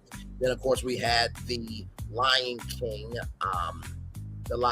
ride, of course. We had Encanto and Coco with no height requirement. We had Indiana Jones and the Jade Serpent. Of course, we had I'm trying to think what else. Of course, the carousel with the characters, which will be of all of the Disney animals, which that's going to be quite amazing. Then, of course, we talked about Paris and Tokyo's Spaceship Mountain. Now, of course, Tokyo was known, okay? France, I believe, was not known. Then, of course, cruise liners as well. It was just really a true joy to see that everything got love. Well, even the you mentioned that the Disney cruise segment is for me, it's not my biggest stick, but even the cruise, though they did, even the cruise segment was pretty it was straightforward, and it was not overhyped, you know what I'm saying? Yes, it was very tame. it was good because I think we get it. We get it that there's more cruise ships. We get it. So it wasn't as the past D23 is like, we got a new cruise ship, guys. Like, okay, we not to say that we have any, not to say that we don't want to hear about it, but it was good that they showed us the reveal for the Tinkerbell and the Toy Story on the ship, and the Moana statue, the Moana as the lobby for one of the ships. That's the kind of details that we want to know about it. So it was good. And not to mention Jamie Lee Curtis and Bryan Cranston are coming to the Magic Kingdom to join the Carousel Progress family. Of course, that was huge. Of course, Spaceship Earth, I think, was probably the most controversial one of going from communication to human connection. But I believe that communication is by connecting with people. So maybe, just maybe, instead of just communication of, the tablet and then the cell phone, maybe it's how cavemen and cavewomen, cave people, communicated. Yeah, because communication and communication is what makes us connecting more. So I think it's just a change of wording. That's literally the only thing. Communication is a part of connection, so I don't think that they're gearing away from communication. It's just, but we need to have to talk just to make sure they know that, like, the audience does not want that. Not you. You know what? Hang on, y'all. I'm gonna show y'all how Phil is being right now to Walt Disney Imagineering. Give me a moment. Hang on. Yeah, I do have the timestamp for that. Hang on, because I'm gonna show you exactly. No, I got you. Hang on 1 second, because I'm gonna show you exactly how Phil is going to want to talk to Walt Disney Imagineering. Just give me a moment. It's either that scene from The Office or Mickey Mouse taking Chapek to the desert. No, it's not even that. It's this right here. I just want to talk to him. Why do you have a shotgun? I just want to talk to him. Dad, this is ridiculous. I just want to talk to him. I just want to talk to him. I just want to talk to him. I just want to shoot him. Wow. You couldn't have mentioned it better. Yep. Yeah, I just want to talk to you. I just want to talk to you. Maybe I'm her. I'm like, yeah, we can talk about it. We can talk about it.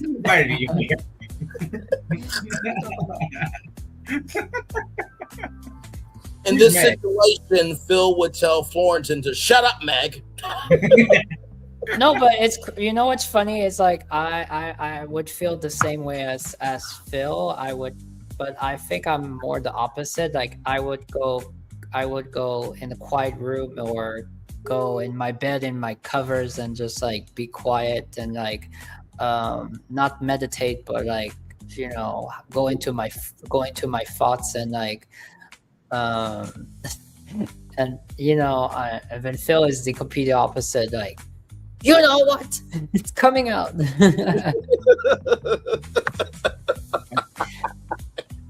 This is how you start the freaking D23. I think we have the same. We have the same worries and fears, but I mean, our response is polar opposites. I mean, if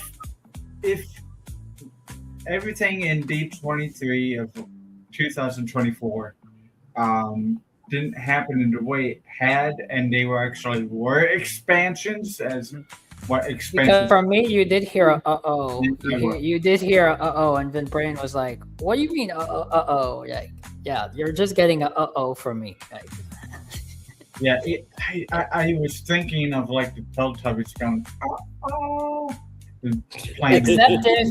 Except if they were to reveal an article with concept art images, and then then after that There's gonna be a live stream of like me and Phil. We're gonna rant.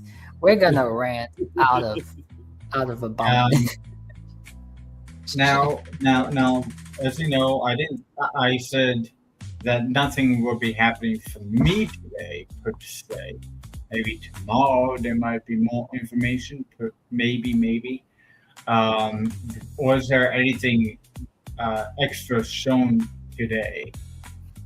Not that I know of. A couple more announcements for you guys, just in case you guys need to be caught up on everything that happened, because there were things announced. For anybody to say that, Because the Muslims are back home, there's no information from them anymore. Yeah, was it Jodie mentioned that she performed Poor Unfortunate Souls? I mean, that was today, or that was something separate? I think that might have been today. I think that might have been a separate thing.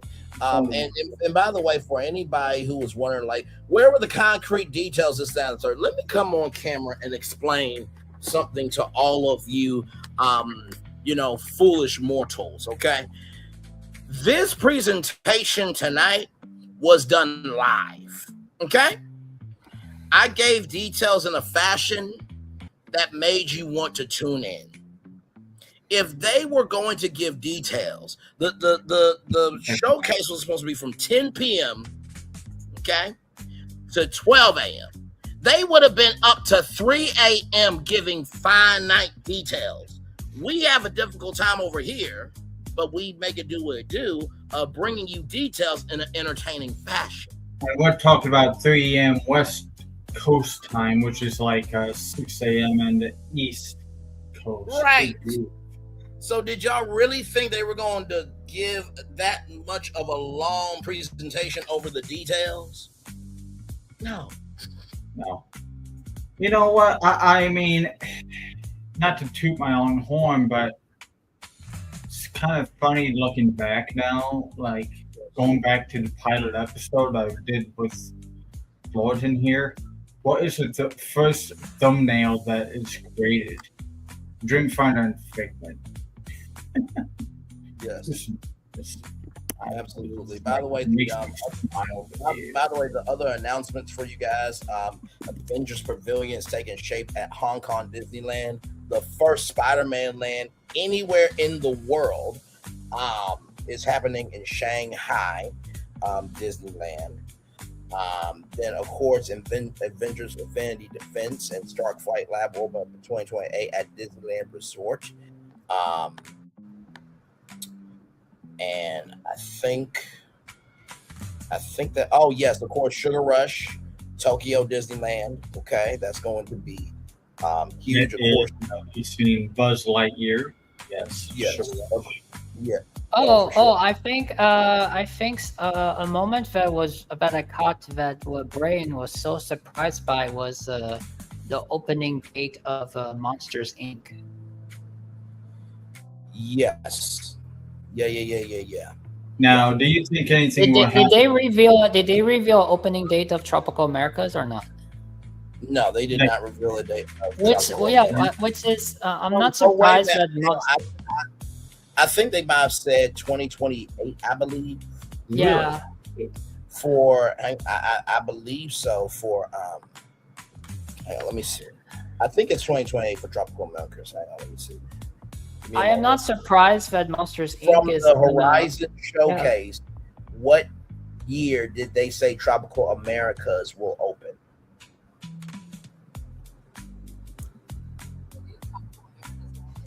Animal Kingdom is planned to open in 2027, as announced during the initial showcase and subsequent events. So it's scheduled to open in 2027. That's all I heard. Yes. Oh yeah. Okay. Because I would have been shocked. I would have been shocked if Tropical Americas opens in 2028. Because I'm not surprised that Monsters is going to open. I thought that maybe perhaps the only thing that keeps Monsters from getting it finished is depending on how much time the door coaster takes. Yes. Well, they said they're going to open up in phases, right? So the main area will open up next year, but the door coaster will take a little bit of more time. Of course, By the way, Ridge Run Rally from Cars will be opening up soon. It's Fritter and her Daredevil spin along. Will be happening also in Piston Peak. Moana, Tinkerbell, Buzz, and Woody Set Sail on Disney Believe. And I think that is pretty much it for all of the announcements. So, and of course, how can we forget the Imagineering Story returns for a new season in 2028. Angela Bassett better be a part of that. She was fabulous. Shout out to the Grinch in the Imagineering Story season 1. So, we know you're pumped up for that. Oh my brother, one of the greatest pieces of content on Disney Plus. They should air the Imagineering Story on ABC during the Wonderful World of Disney. It's that good. Mm-hmm. I can't believe I got both of y'all tonight with this one. I'm looking at the image and looking at the image before that image. I need both of those images to reference from to upgrade my villain's land. I sincerely implore you, and maybe the Lord just I'm gonna have to somehow copy paste all of it to my villain's land, because I will bring up that prompt again for you, because it is, you know what? Matter of fact, there's that one. I have to save that one. And then here's this one. By the way, I found the 6-second short video of Cruella DeVille's car at her house. Oh, very good. Yes, it's in the open. And by the way, Maleficent just texted me, and she wanted me to text you this, just to let you know, to just she actually respects the design, so she just told me to send you that picture, right there. So, what was that? I didn't catch the. I didn't. Yeah, I was. I like that picture. Thank you. Yeah, so Maleficent just told me, hey, listen, be careful with this, okay? Be careful, all right? I approve of this design. Yesterday when I departed, and then today I kind of did a scanned over what you two ending the show yesterday. Phil mentioned that he had a post that had 300 views. Yes, on Twitter. Yeah, on X. And when Braylon reacted, I was sharing on X, I was got me all nervous. And I did not want him to end the stream, y'all. Please, we elevate each other around here. Don't even. I know what you mean. Okay, I got the one image. Can I have that one too? Yeah, both images should be in the group chat. I got unless there's a glitch here. Yeah, it sent us to the same. The Harrison Ford short and the Carousel Progress short with Jamie Yee announcement has over 200.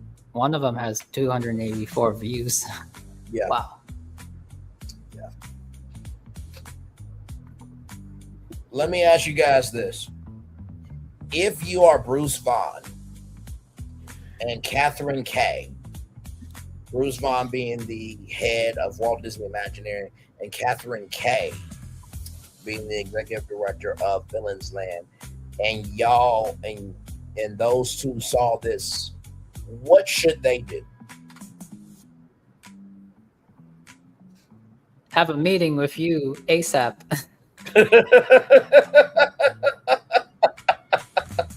StreamYard, FaceTime, whatever. Pronto. So and the fact that you just did a live stream now presenting it isn't helping. So basically, a first class ticket to California now. Right. Bill, are you of the same sentiment as Florentin that they should be getting in contact with me on the double? Yeah, get in contact from you and invite me too. Yes, I was able to upload my videos before you had just now. Yes, of course, both of you will be invited. And Disney, this will have to be a very big check for this idea. The moment, Brian, you have a room wherever it is, whatever hotel, whatever resort, you have a room at the Disneyland hotel or whatever. I believe you know something. Yeah, no, for sure. I'm with you. I believe I deserve to be honored on Main Street with this one, with Window. Oh, are you expecting the Cinderella suite or the Disneyland? Well, yeah, that would be nice, but you know how they. I think that's a far stretch.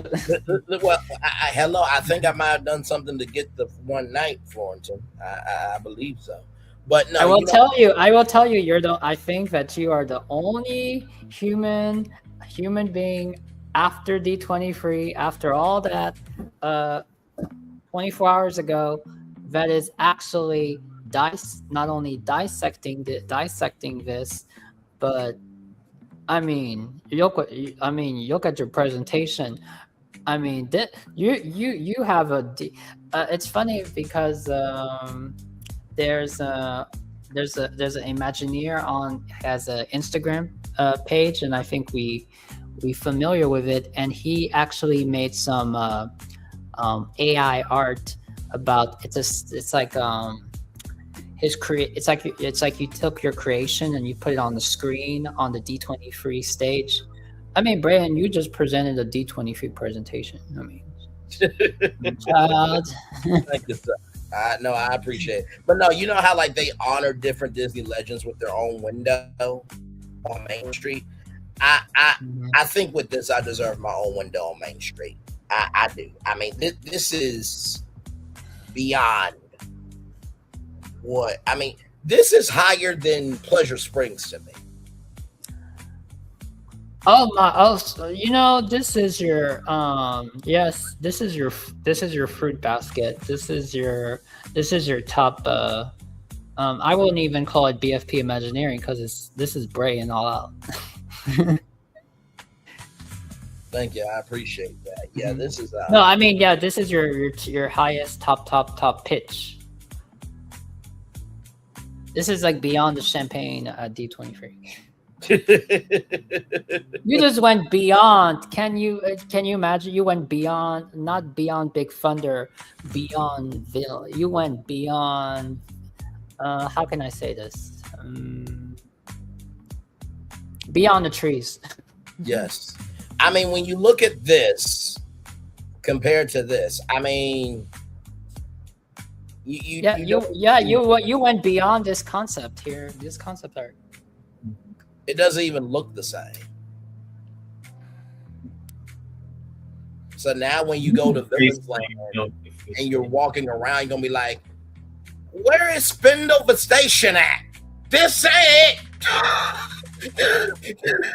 I was just asking Florentin on the personal Instagram over here, monthly between each other, asking them, are you going to think about Spindleton when you walk into a Villains Land now? After this presentation? Oh, okay. So I wasn't. I was seeing it in a different way when you sent that, but now I'm seeing it a different way. So you're telling me that now, if I were to go experience when it opens and it's the final product over there, would I be walking around and actually be like, well, this is great, but I mean that spindle evasion that Brian pitched. Man, that's supposed to be it. Is that your question? Yes. I mean, we'll see. Can you try again with that image that you have on the screen? Because this one, twice. I think to answer your question is how everything is executed. If they executed like really beyond, then of course the spindle evasion, the concept is the concept and the message and the connection to the how everything comes together. Of course, that is spot on. But as to how immersive and execution, it depends. When it can be judged by the final experiencing or seeing it. I'll try it one more time. You want this image, right? Yes, that image with all of the shops and restaurants. Give me a moment. Because, I mean, you did get to see that I had equivalents of what you have there. Like, you got the villains, hall of villains.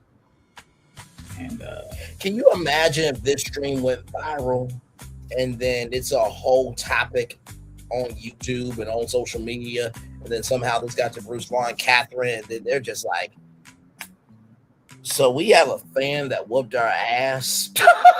It's something we just announced at D23. What the fuck is this shit?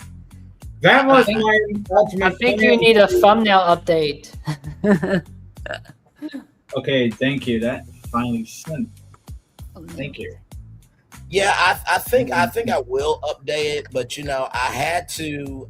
You know how I do. I had to make No, that was no. That was great thumbnail and great catchphrase. Like I was promising to you earlier, you want to open that window up. Yes, hang on. I'll remove this. Okay.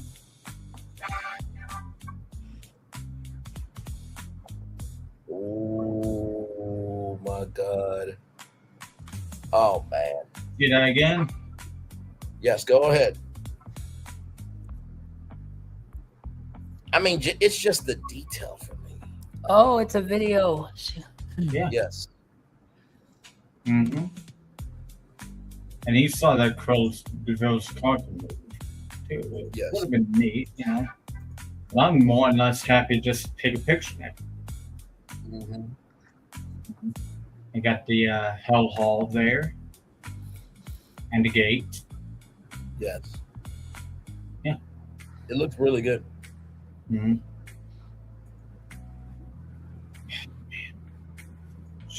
Do I have to share? Oh my goodness gracious!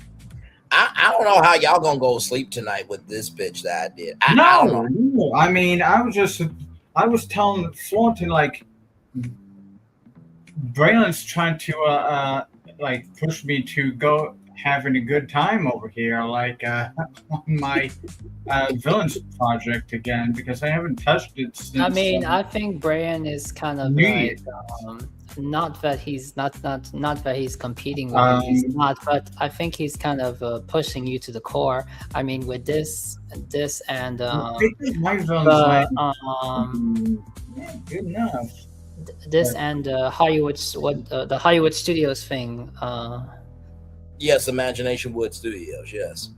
No, not that. Yeah, not that one. The recent thing we did.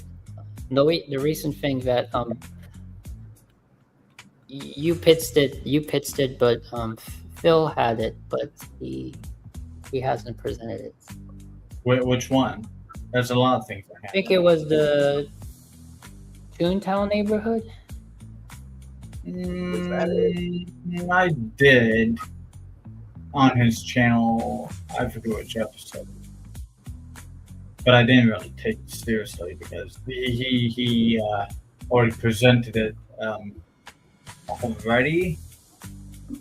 You could say, because of the conversation, he just like, okay, well, let me complete the rest.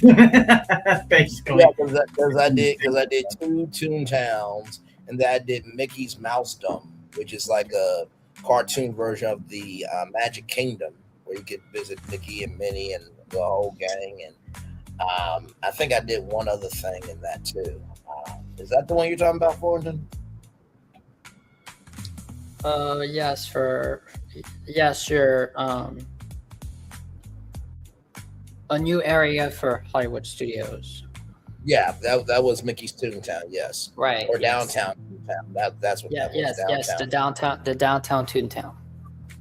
Yes. But I think your Pleasure Springs is another category.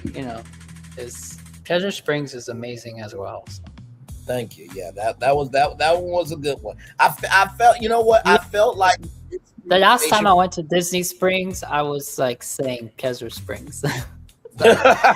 Were you looking around and just trying to figure out, like, wait, Tion's Spout supposed to be over here? Here's one thing that you don't cover.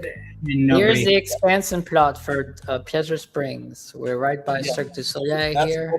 That's supposed to be the Disney Quest district there. That's supposed to be the Fried Rock Steakhouse. That's supposed to be the Neon Armadillo restaurant. That's supposed and to also be your VIP access from Typhoon Lagoon to Saratoga Springs, which will become Typhoon Springs Resort. Yes. Well, here's one thing I can tell you for sure that you never had covered. Like I said, we have done quite a lot. That truly just.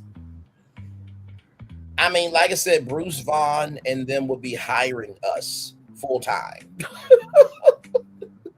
I'd be curious, curious for any Imagineer or Joe Rohde and be like, who are these guys? They're just like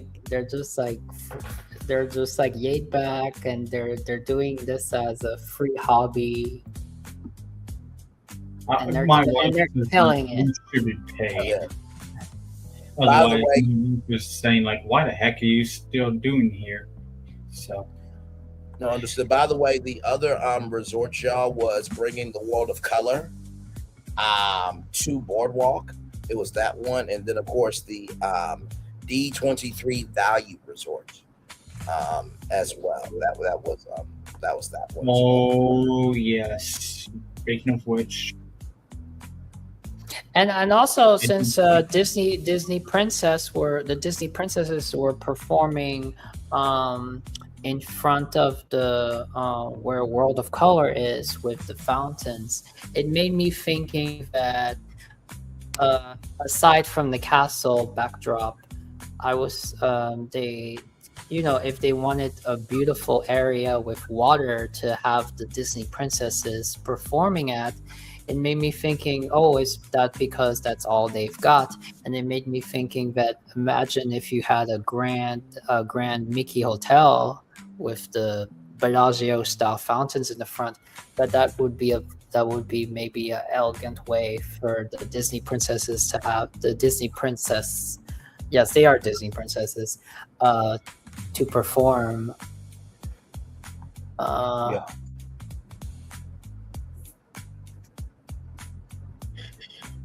Here's one thing you never ever would have imagined to see on BFP Imagineering. Let me go from the bottom to the top. What if, being that you built that bundle universe there, you can have during Christmas time, you can theme it after.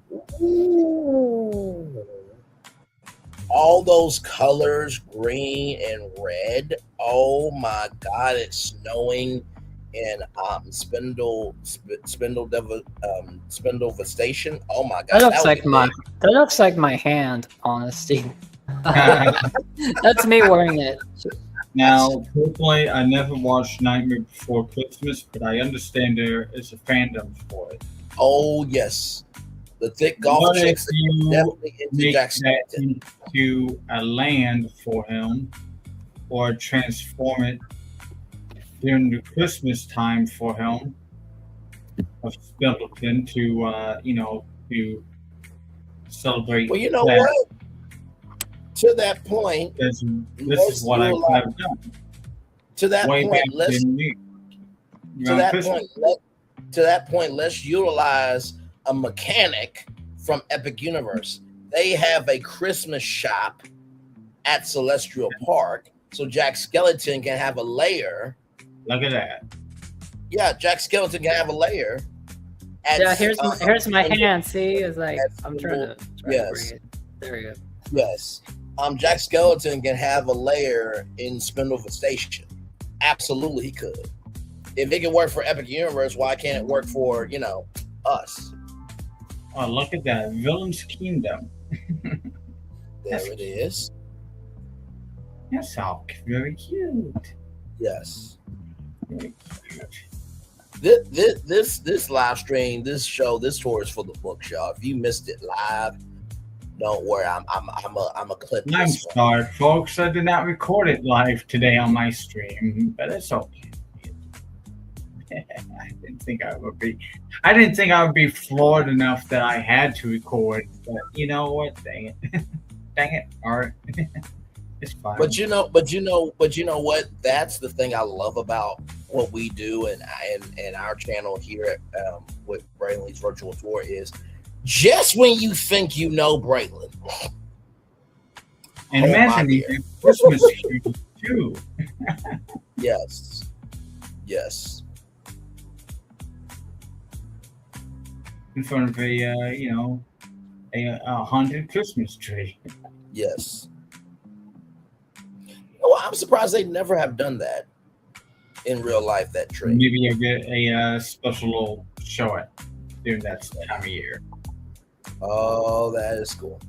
And I think the fact that Phil's Gemini tab is open, and then they're gonna be like, Are you kidding? Wait, are you gonna be like, are you kidding me? What is all this? This guy is not playing around. I mean, it's not just this category. I mean, what is this Pocahontas River Rapids waterfall? Look at that. Villain's Kingdom, Enter the Nightmare, the Dark Kingdom, opening somewhere in the 2000s.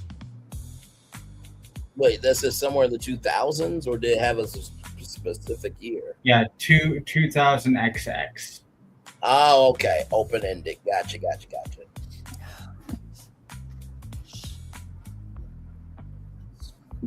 Man, I'm just like I said, I'm going to use your concept because look at my concept. This is pretty good already for the start because it's a good start because you think about the Magic Kingdom is for all the fairy tales and Cinderella and Belle and Ariel, but there needs to be a kingdom for the villains, right? So yeah, and not to mention too, can you imagine if Extra Magic Hours was brought back? People in Spindle Devastation at night. Oh my God. Bruh. Game over.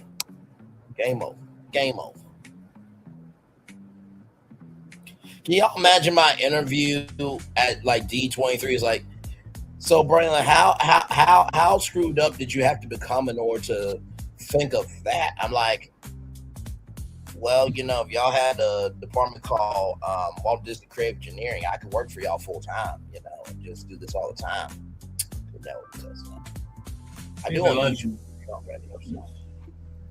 Oh yes. Oh, now that you know what? Honestly, I would make that a poster and hang it up. That is a cool poster. And in the words of Donkey, I like that poster. That's a nice poster.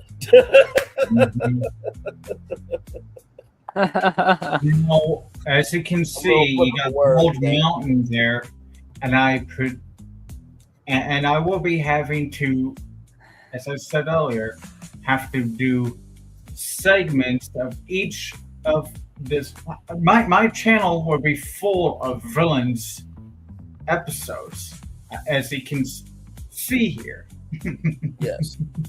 Brian got so deep into this presentation that This like one his here, his voice was like I was hearing his voice like I've never heard before. Like yeah, it's like the black dude's voice is like you know what was really funny?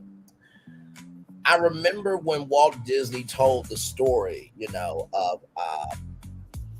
I think what was it of Sleeping Beauty, or what was the story that he went around and kept telling people about it? Y'all know was it Sleeping Beauty? You guys remember when he was like going around to each department and stuff like that? I think it was $7.3 billion. It's not Snow White, right? Hold on, let me see. What movie did Walt Disney go around to each person at his movie studio to tell the story? Walt Disney famously acted out the entire story of Snow White and the Seven Dwarfs. You are correct. Right? Yes. I was about to say, yeah. That's what it gave, for me of doing all that. And I was like, Bray, if you're really going to talk about Villains Land and say that Disney did not do their job of creating a village for these villains, you have to go all the way out to the point where you could be potentially banned from any future D23 for saying that they didn't do their job. Like, you just got to just go for it. And like I said, I hope I mean from what it seems from you and Florentin, you, Phil, and Florentin, y'all seem very proud of me. I hope I did the Disney fans some justice. This is beyond what even I could comprehend. I mean, just it blew my mind.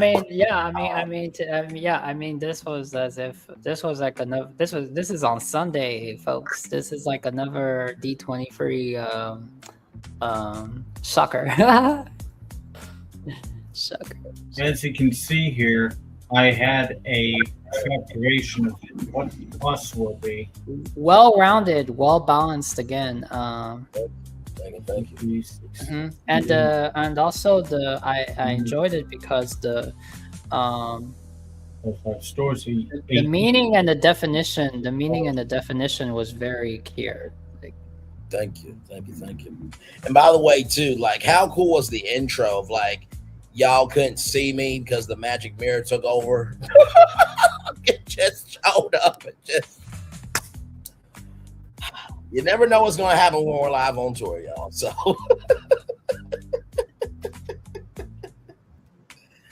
yeah, and then when Phil came in with his character background, I did not know that was him. At some point, I thought like, oh, Brain brought up an image and pretended. No, that was the magic mirror showed up on its own to the live stream, and I was really terrified. I'm just like, okay, now listen, I did a good job. Just let me stay alive in this realm, okay? Please, I don't believe you, but the power makes me believe you. So just let me go. You know what? To tell you the truth, I think La Renee Creole will try to find out where I live to tackle me down. It's going to take several. And pick my brain over this pitch I did. I really, because she is all about theming and storytelling and everything. She will literally try to hunt me down, figure out where I live, and kidnap me. How the fuck did you think of this? Oh, look at this. I just found the projection and fireworks show that takes place around the mountain there. Well, there you go. Very nice. Even if you could get like Erica Raff's like on her show, if she mentioned this or her reaction, yes. Video. Oh my god. I would love it. I think Erica would lose it too. Like, I knew they were pitching and stuff, but I didn't know they could do it that big. I mean, at this point, you should get everybody. Even I mean, retro girl nerds, so they even be like reading. Oh yeah, I mean, there's no way you could not watch this and not fall in love with the concept. Give me a second. Now, I will say this: I don't like if somebody said you're the Black Bob Gurr or Floyd Norman or Joe Rody, or any Walt Disney Imagineer, I would be extremely honored. I really would be. But also too, I think I'm in a class of my own. I really do.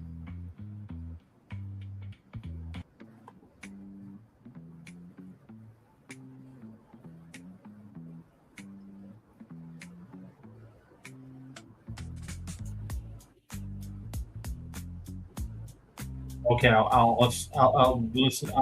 Okay, all right. I don't know how you got in my room. Okay. Okay. Are you good? Me? Okay.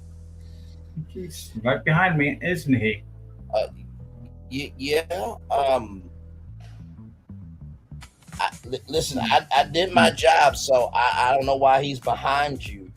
Well, he wants me to read a few lines here of this show to be presented upon a bald mountain in Villain's Land called The Village Nocturne, the Summit of Shadows.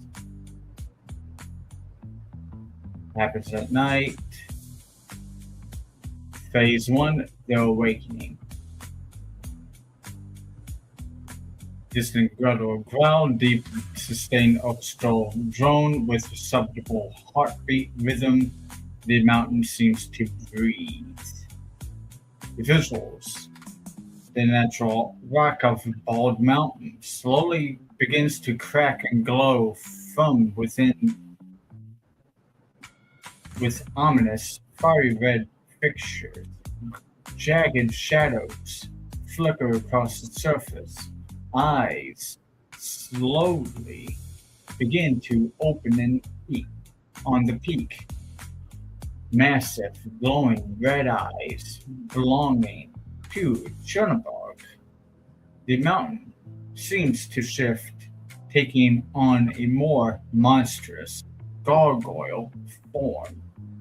Narrator speaks as a deep, resonant, ancient voice reverberating heavily upon this cursed peak, where shadows cling like shrouds. An ancient evil stirs, whispers of power, echoes of the damned call forth who feast on fear.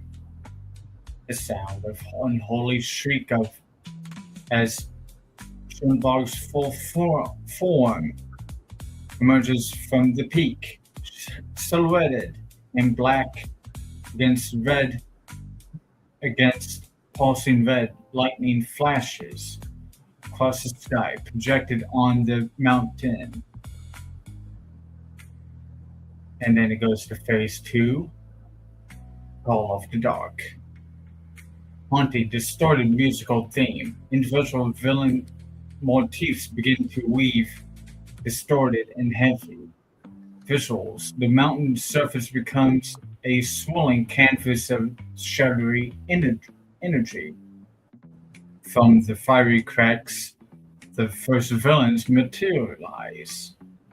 Their forms solidifying from swirling smoke and malice. Haze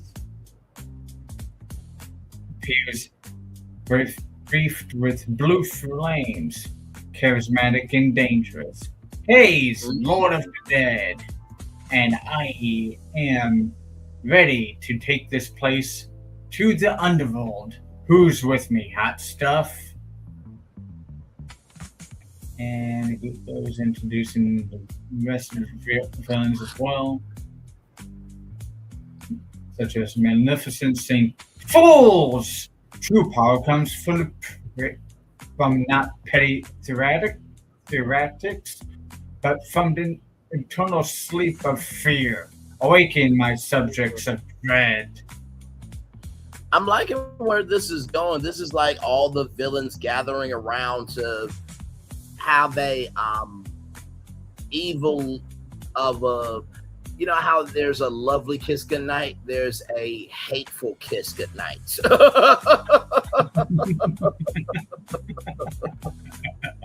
They're just ending the day together and just like, you know, we don't gotta do theatrics. Like our fear is more than enough, and let's just execute and just and just go the hell home. Like I love it. Yes, poor unfortunate souls, Ursula says, all of them. This mountain, mine, and your voices. I'll just take those for safekeeping. Dr. Facilier. Step right up, ladies and gents. Dr. Facilier got a deal for you. Power control, just sign the dotted line with your soul.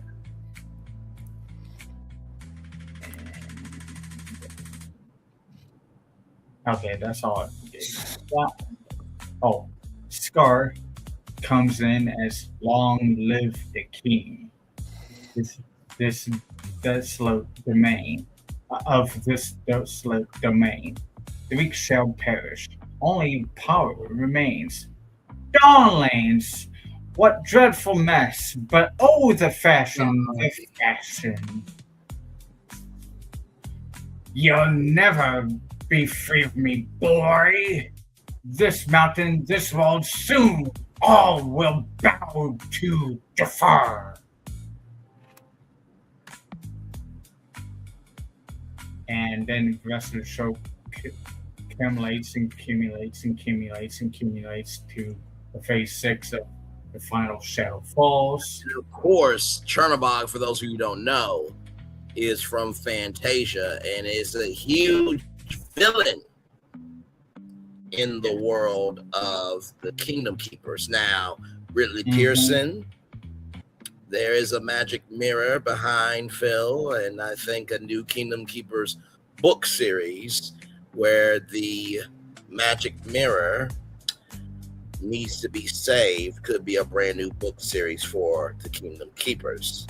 Of course, the magic mirror doesn't get told what to do, so I'm gonna let the magic mirror have its independence, like I'm gonna have my independence because I did my assignment and the magic mirror has allowed me to live for another year. So, which, you know, of course, I'm thankful for, very thankful. So, back off camera there.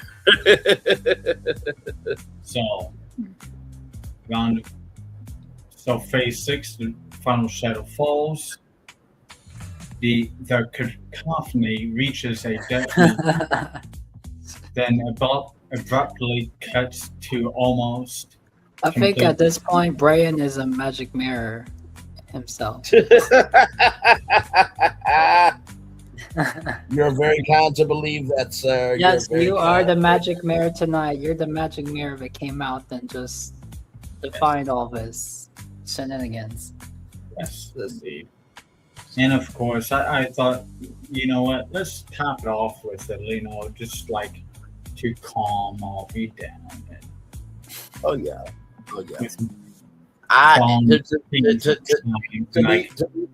To be real with y'all, the fact that this is one day after the Horizon Showcase to come onto YouTube and take what they've done and do this, I mean, this is a swing.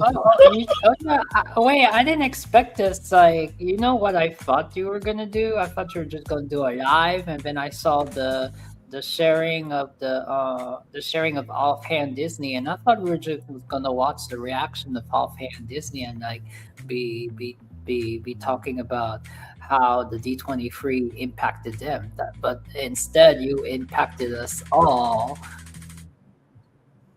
with a concept. So to conclude, The night shadows retreat before the light. The mountain rests once more.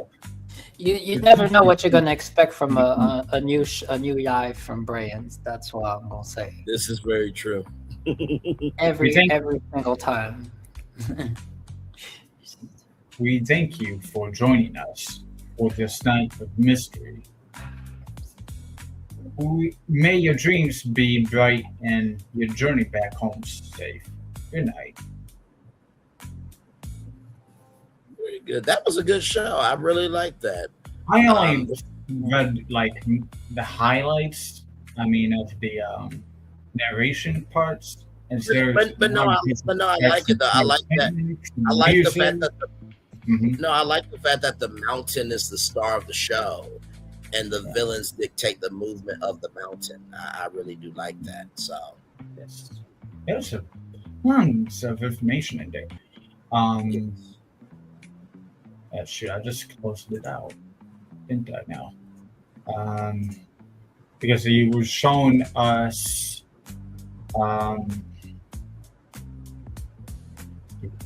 You guys talk amongst yourself. I just remembered of something.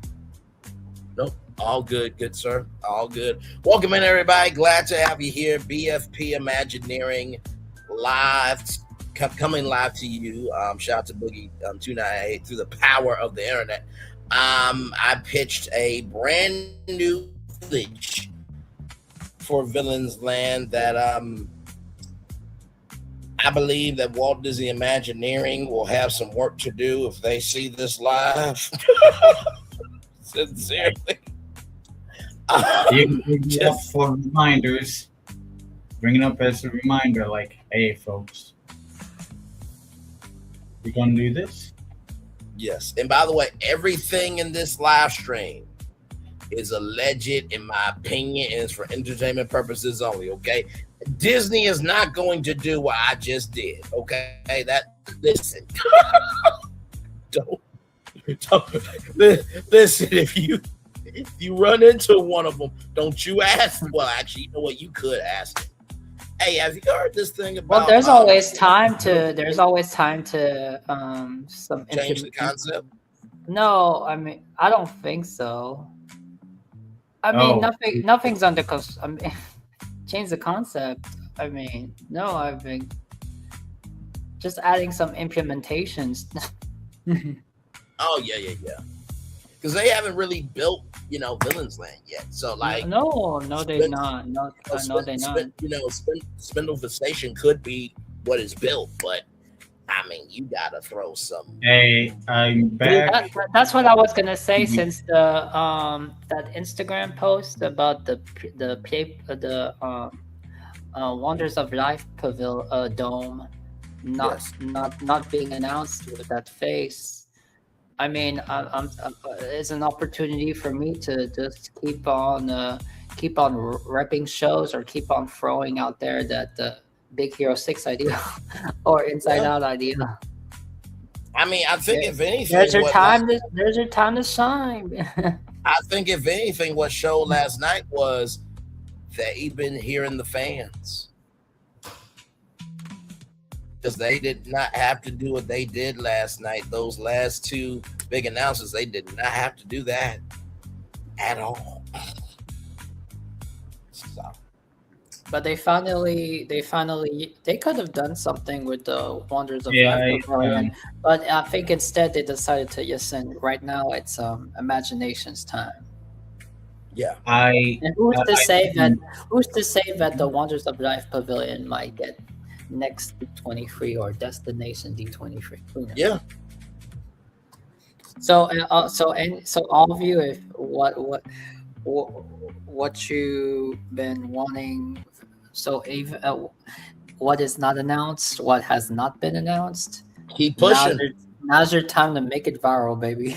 Keep pushing, because keep striving. To all those fans that pushed for Tomorrowland, to all those fans that actually, I guess it paid off, right? But Tomorrowland, yes, I know. It's funny that Tomorrowland and Figment came at the same time. Mm-hmm. But I think that was a great way to end it because you have a win for the West Coast and the East Coast in the same presentation. I think you gotta win. You gotta. I know Tokyo has wins. Okay, you gotta win all over the world. Actually, you got Hong Kong with the very first Spider-Man. You got that's Shanghai. What was Hong Kong? Hong Kong unfortunately lost their territory to the Avengers. No, but I saw a post today. The Lion King ride. That's Paris, but I saw Hong Kong had a post about a new addition to their Toy Story area with a new theater and saying that they're gonna reveal a Pixar character that nobody knows. That's like a new development. I don't know. I can see them doing a Japanese anime toy. Add to the Toy Story cast potentially. I will say everyone around the world. I will say Paris has the West Coast have wins, East Coast have wins, and Paris has wins. Especially Paris, the Lion King and their Space Mountain going back to their original. Their Space Mountain going back to OG. I mean, wow. Mm-hmm. Absolutely. They're big wins. Yeah. They're And I think if people could, I think if people could just revise their mindsets of like, over the moon wins. Disney actually really did throw down. Oh yeah. And like I said before, if y'all really wanted a detailed D23, we would have been up until 3 a.m. Them going over every single detail of every single ride. Like, come on now.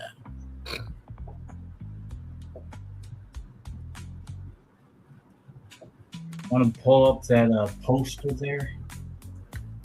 I'm not go G55. I'm not a coaster guy, but I mean, if one of those announcements shocks me, that's wow. Ooh, buddy. Mm-hmm. That makes my spindle devastation very tame. Ooh, wow, great. I know. Wow. Yep. Yes. I mean, makes it very tame. Mm-hmm. Yes. I mean, I told you at the beginning before we went live, like, well, let's see how it compares to mine. Yeah, you a little bit more darker than I am. I was just dark because of the mechanics. I mean, I really love your visuals, by the way, your architecture. If you like that one, let me go zoom out here. Go to how the villains conquer Walt Disney.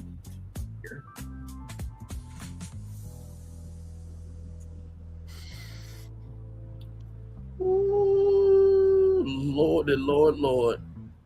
I see some copyright that Disney is not going to be happy with. This is back around maybe October. Yeah, there's a particular Jack Skeleton of a Mickey. And there's some. And then you have two socialize. I'm sorry. That was they taken hold of the carousel. That was Zaki. I'm sorry, Disney. That was Zaki. Zaki and Daki are, in the middle of the screen there, and they're showing each other, how the villains conquered, Walt Disney World. Yes.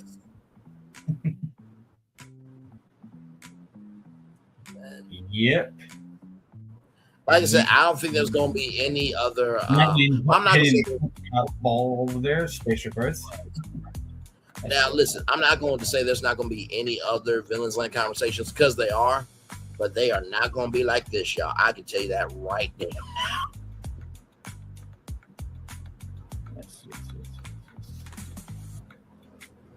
We'll probably get off of here soon enough, y'all. Because I definitely want to clip this one short, so I don't want it to be too long, but long enough. So yeah. I want you to know if I could show this. This is a bunch of images from wow. Nightmare. That's a little close to home, but I get the concept. Yeah, but I think wasn't there something in Nightmare Before Christmas that things were hanging in the trees? I do believe so. Yes, for Christmas decorations. Yes, of skeletons, world and stuff. Yes. So that's what it means. Yes. This is a dining. That looks good. That looks good. But,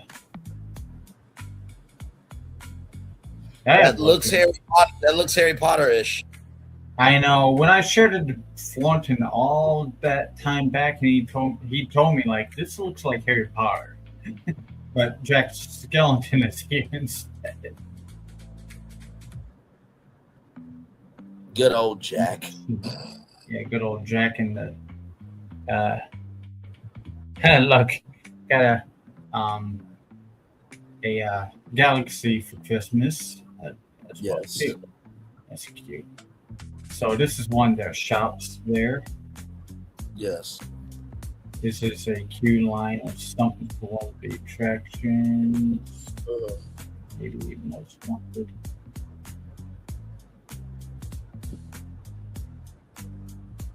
Frankenstein's laboratory walkthrough experience here. Yes.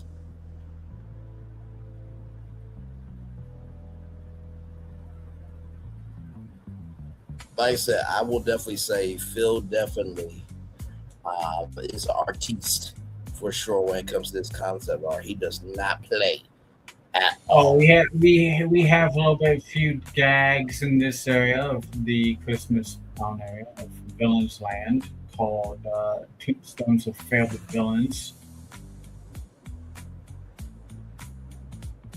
Lost Unseen Schemer and his followers. Boogie's brother, the unlucky gambler, dealt a bad hand. Now he does. Sorry. Yes. King of Nightmares, whose dream did. What that means. Yeah, we have gags of fair villains. Oh, looks very good. I will have to show you eventually and get to it now. Oh, here's images from maybe Oogie Boogie's ride. Oh my God. Ooh, buddy.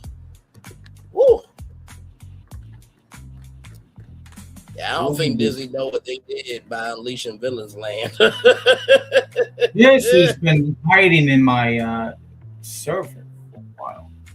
I forget what this is. It's also part of that land. It's kind of looks like some type of Dr. Frankenstein device. Yeah, Frankenstein's lab, I believe. It's kind of like when I first made this, it was making a foundry for the villains to create their arsenal to take over Walt Disney World at first. Yes. So this is what that looked like. It's making an industrial area for the villains to. I mean, it's incredible.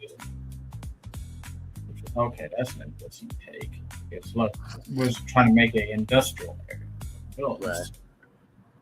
Right. Okay, that's an interesting take. Huh. I mean, that's the villains as flag banner. You know, and, it's flown and that's the villains conquering Walt Disney World, as I showed you last night. Hold on, let me get to.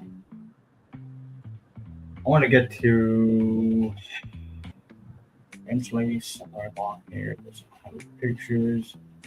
Once again, hopefully I'm not going to be as long as I wait to get to it. Like Friends-Villians. I was about to say, yeah, last time I told Phil to look up his library and then it'll show all his media pictures because he was trying to look for a picture. Sometimes it's like scattered all over the place, and I just like I could do that too.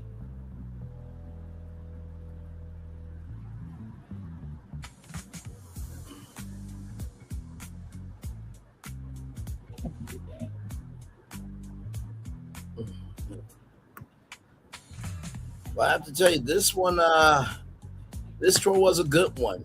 And this was a bonus tour. This was not planned. You know what? Let me do exactly what you said as Florentine takes a really good look at that tiger right there. That's Shere Khan for you all there. Shere Khan. Yes. He took, he maybe took another, yeah. Let me, well, why did I close that window? I'm going to do exactly what Brandon said because I'm getting tired.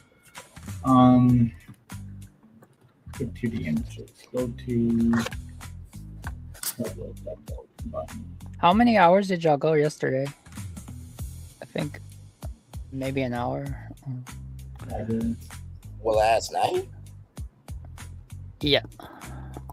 Let me go to the YouTube channel because it'll tell us how long we were on. We were on for, let me go to content. We were on for 5 hours and 26 minutes.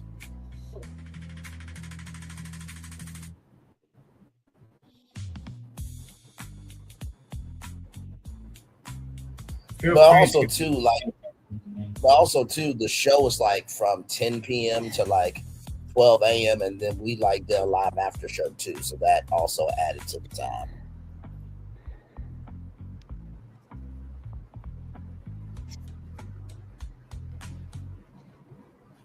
Whoa.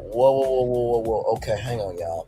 So, breaking news from Kempire, y'all. Hayden Panettiere just passed away at the age of 36 years old, y'all. Oh, jeez. Rest in peace to her. Far too young. What'd she do? She was on Nashville on ABC, and she's been in many. Say Panettiere has been a known name for a very long time, but breaking news, she just passed away at the age of 36 years old, courtesy of Kempire on YouTube. So, light, love, and prayers to Hayden Panettiere's family, friends, and everybody that worked with her and all her fans around the world. Just very sad. Yeah, her. She was young. 36, yeah. So. Literally, it just popped up on my phone. So I was looking to see if there was any new updates, and I'm like, wait, what? Yeah, this morning the first thing when I went on my Instagram app, the very first thing that popped up on the screen was a video of I didn't watch it, but it was WDWNT Tom.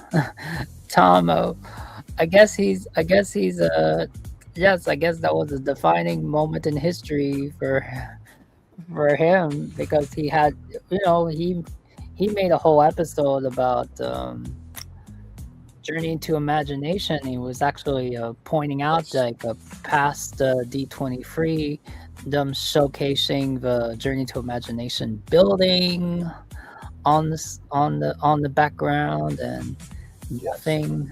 So yeah, like I said, I think that this is going to definitely create some good content for many weeks, probably at least a month. Do we think that the direction that this D23 went had anything to do because of Josh D'Amaro in any way? I mean, of course, he's the new CEO, so of course, he had a approval of yay or nay of who can, do what they did. So I would say so, but also too, I think maybe Josh kind of recognized that, for his first D23 as CEO is, you know, respect the fans, respect where we are as a company, and showcase where we are, but also have transparency. So I think Josh understood that. It wasn't like a crisis management situation, but you know, No. it was a relatability crisis. And you know, we've been talking about, and shout out to Theme Park News Network who also said this, you know, Disney is like a marriage, you know. I've been saying that either people will be having divorce papers ready to give to Disney and they're ready to sign, or there's going to be some tuxes and some dresses to remarry Disney. And, you know, Phil said that there were a lot more tuxes and wedding dresses that day. You know what I mean? Of a lot of people. Some, they renewed their vows that day. Yeah. I've reached finally the Venetian Resort, if you know what I mean. There it is. Okay, let me pull it up. Yeah, I figured that's. You know what? That's actually what I commented for the mouse yets. I said, with Gato, and if Gato is success, then you gotta. Yes. So you got a glorifying chance for Venetian Resort or an Epcot attraction. Turning off on me. Images, very small images, and it keeps on glitching out of Venetian Resort, and it keeps on glitching out, and there it is.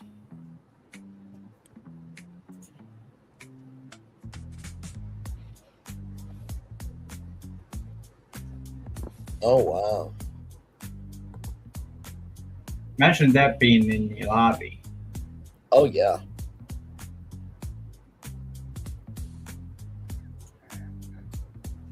That reminds that gives me the vibes on Spaceship Earth when you get to the Renaissance painting. Oh, by the way, you know, on Spaceship Earth when you get to the Renaissance painting, now you're in the Epcot Resort.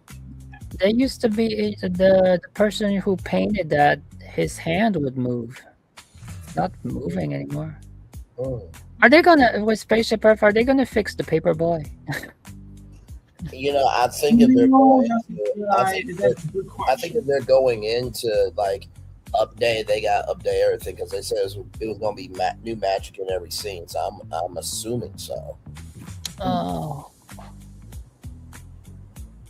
Oh, no, we're not Resort. That's not what I want to hear. The way Brian says, it's like they're gonna like redo the entire thing. Well, I mean, you asked if they were going to have to have this show. Yeah, you asked if they're going to update, you know. No, I was just saying if they were going to fix the Paperboy. Yeah, they're going to have to fix everything, including the Paperboy in the film. You mean fixing? Yeah, I mean what's broken. Yes. Yeah, so if that's broken, if the hand, like you said, the hand's not moving, they will have to go in and fix that, in addition to everything else. So, okay. Like I said, the only thing I can see about the human connection thing is going from like the devices of communication and the technology. My guess is that with each other over the years. Yeah, I think my guess is that they enhance the beginning of the ride to the halfway point of the ride. We still get that doesn't change, but I think the connection becomes more. Yeah, because everything in the beginning of the ride, from the past and the prehistoric and all that, the cavemen and all that, the connection is already there because the communication is connection. I think it's by the time you get to the future, the future area, then we're gonna get to. You're gonna. When they mean by human connection, it's still bringing in communication because phones and all that. Mm-hmm. So. Like I found the monorail, found the people mover going to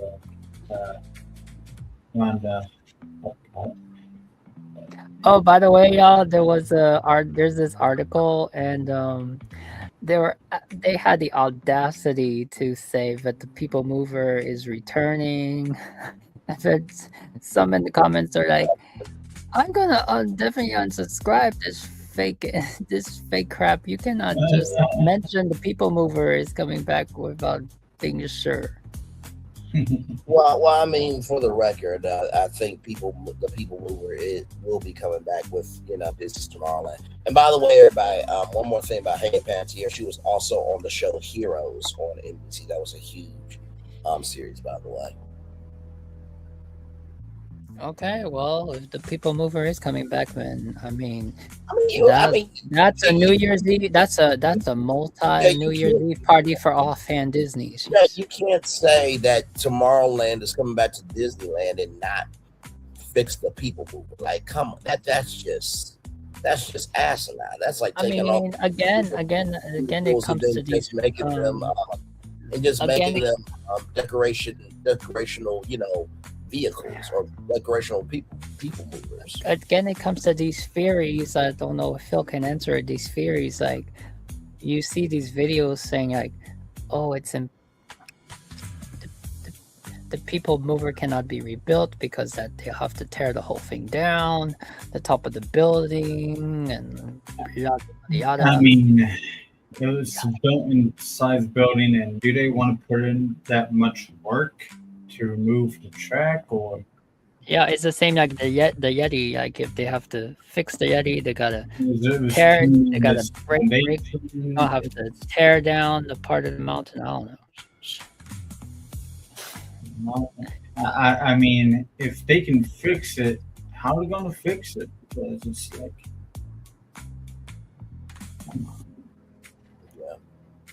You guys got anything else before we head off, or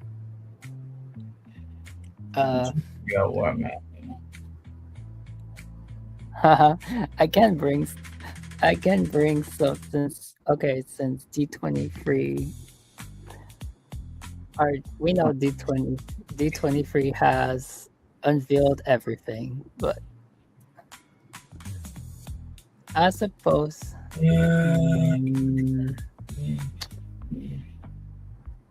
Well, first I need to see if I can find it. If I don't find it, then screw it. Come on, stop glitching out on me.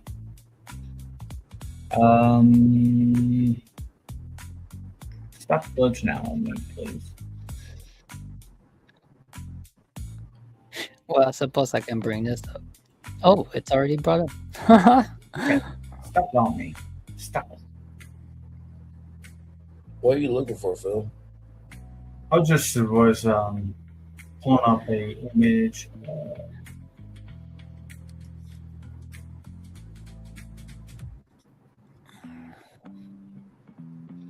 Now I was thinking about housing what you saw in Sleeping Beauty's castle into this. Oh, the White Queen. Not the White Queen. I meant the Evil Queen. My bad. Her skin is white though, y'all. Like, no shade. Okay, good.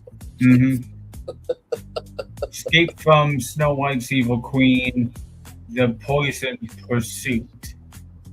Yes. Which is kind of part ride and walk through escape.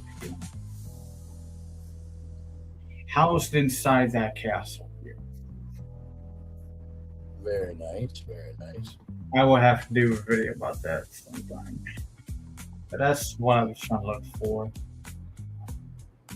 Gotcha. There's many other angles of it. But as you can see, I had to go through thousands of pictures to get to it. It took like 10 minutes to get down there. Now you know why. But now at least you have that. But now you know about the library. You can use that as a... Yeah, now I know about the library, but still. There is some library images that are lost because then I had deleted the whole entire project on me. Right. All right, this is the yeeked model to Ice Stage. See the woolly mammoth. Yes. Wow. Yes. That is the Tundra model from D23, and maybe it's for next D23.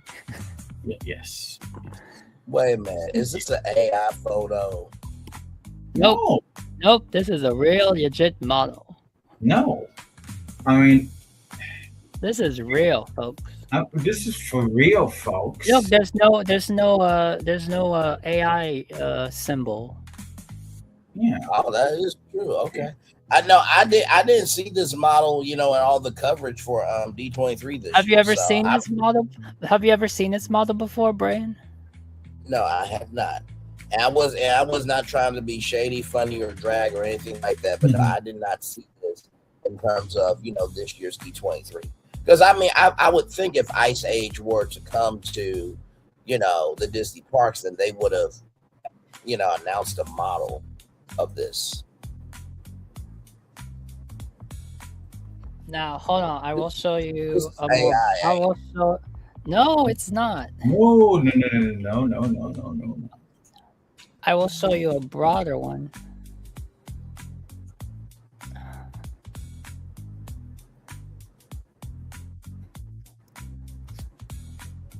Well, that's a real one. But now I'm gonna show you a expanded one, and of course, the expanded one is AI.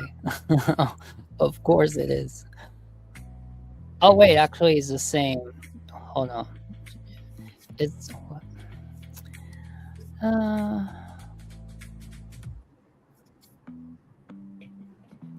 this is the one that. So I took that model. I took that real model, and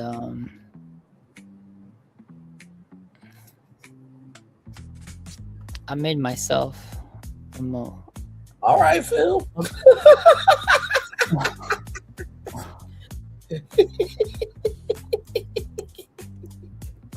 All right, you can bring it up. This is we got the real model, but now we have a more broader view. That's the same model I took, but I made a more broader view of our Ice Age Tundra. Behind Expedition Everest, of course. Yes. What's to the left? That's Asia. Oh. Jungle Book? I guess. Isn't that where Cali River Rapids is? Uh-huh. And I was thinking, like, Cali River Rapids may just go to... Why, Florentine? Why did you do that?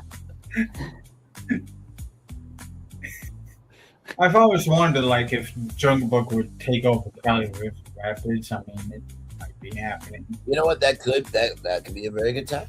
I've always thought it might just happen these days, because I mean, so you confront Shere Khan in the burning area and stuff, and they will just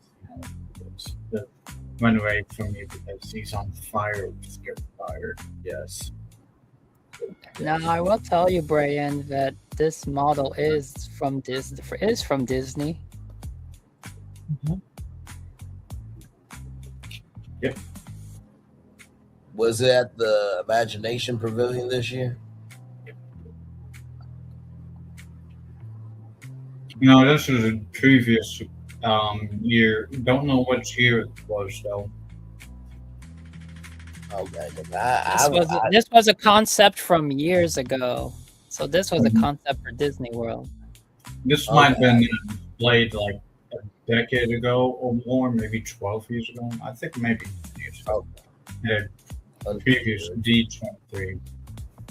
Right. I mean, it's outstanding that back then they had some Ice Age going on, right? Even before Ice Age. Yes, because you're watching. I think depending on how well this movie does, I think they definitely are going to start trying to figure out if they can expand Animal Kingdom, and this would definitely help them expand Animal Kingdom for sure. So. Now, if you looked at this model for first time, would you believe that's Ice Age? Where would you see this? Where would you see this? Where do you see this when you see this model? What are your guesses? I don't know. I'm being completely honest with you. I do not know. Really? Okay. Yeah. Okay. Well, this pitch was for Epcot. Any ideas now? Oh, like the Antarctica Pavilion, North Pole Pavilion, somewhere around there. Okay, here's the answer for you. Yep. 429 did this 2 days before D23.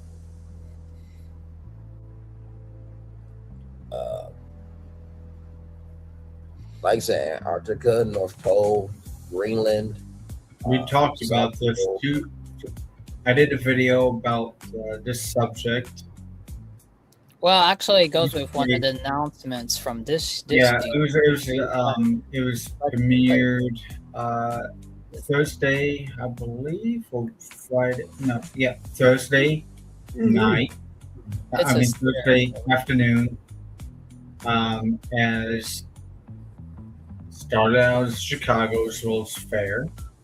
What is World's Fair? Epcot, and then you are talking about Volt coming together, and you talk about this at the D23 communication, or hopefully they mean also connection in the same way. There you go. This is Spaceship Earth. Right behind me, yes. Oh, okay. This is a model of Spaceship Earth before. Wait, this I'm trying to lay down the track work without a different way to answer.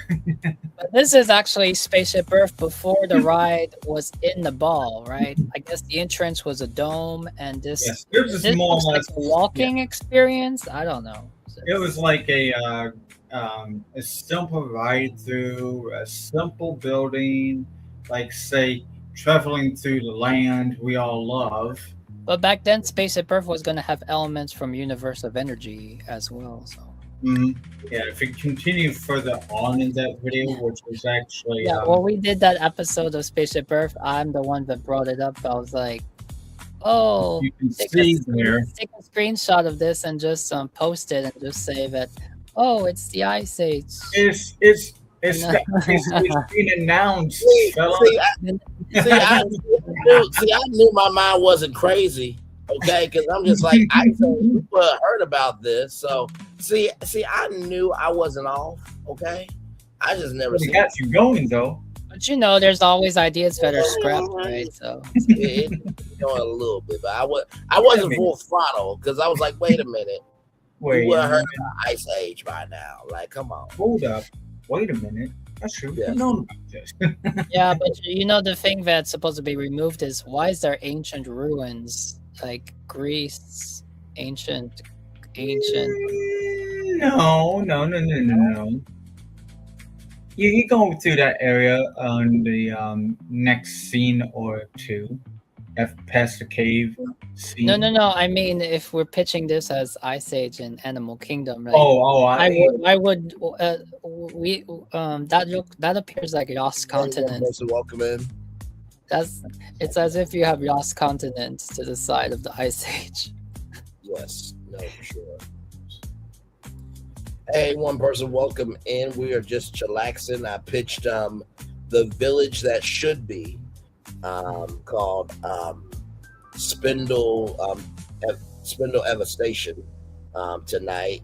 These two, tried to punk me with this that I'd never seen before and said it was Ice Age. And I know it wasn't Ice Age at all because Ice Age has been talked about as a pavilion, as a ride or an attraction. And I thought it was AI at first, but then Ford said no, it's not AI. And I'm like, Which is cool that you. It's cool. What is cool is this is a real model, and I just found it fascinating. I wish it was. That you don't believe it. That's incredible. I wish it had more definition to it because it does look like an 8-year-old do it. It did, rather. And that's no disrespect to whoever did the model. And even for me, I felt that the model for Piston Peak now is it appears like something AI. I mean, no, I have respect for the model, but when I see Tropical America's model and I see the Door Coaster model, like I see Disney, but the Piston Peak one is like. I wonder how many people tonight or this Sunday were asking, where's the Haunted Mansion restaurant? We were promised. Right. Something. Can you imagine? Many people on Saturday asking, where is it? Restaurant. Can you imagine the haunted? Can you imagine? Can you imagine the Haunted Mansion restaurant in my version of the village? Oh my God! Yes. Well, you already had hinted as the widow, being able to be there. I feel like the 999 those would be like, what, we need a night out. We're gonna go down to Spindle Ever Station. We'll be back. They will leave the Haunted Mansion for a night out. Wouldn't it be cool if they didn't tell anybody about it and they built it and then before the Villains opens and they just like well it's almost time to open, but here's your restaurant. Just watch. That would have been cool, but DSY Newscast would have freaked out if he would put 1 + 2 = 3. So I don't know how far that went, but I understand where you're going. Now, if Universal had Ice Age here and we know what's happening to Lost Continent, this would have been funny too. Like, you're getting Ice Age next to Lost Continent. We're gonna save some Lost Continent. Maybe Mythos here. That's Mythos there, but then you get your Ice Age to the side. Understood. Yeah, I was about to say on the left. I could told you this is what is happening at Universal right now, guys. There's a model. If they ever did a U64, this is how you do it. So I can call Braylon here like, hey, look, it's happening. Yes, U64 should be the next thing up. You know what I mean? And Universal, we are available to make that happen as well. So we're almost done with the show, everybody. We are just chilling out. Yeah, I'm done. I'm done. I can let you guys go and have fun. What a epic show. One day after everything that happened with Horizons, to be able to come on to YouTube and pitch that. I mean, just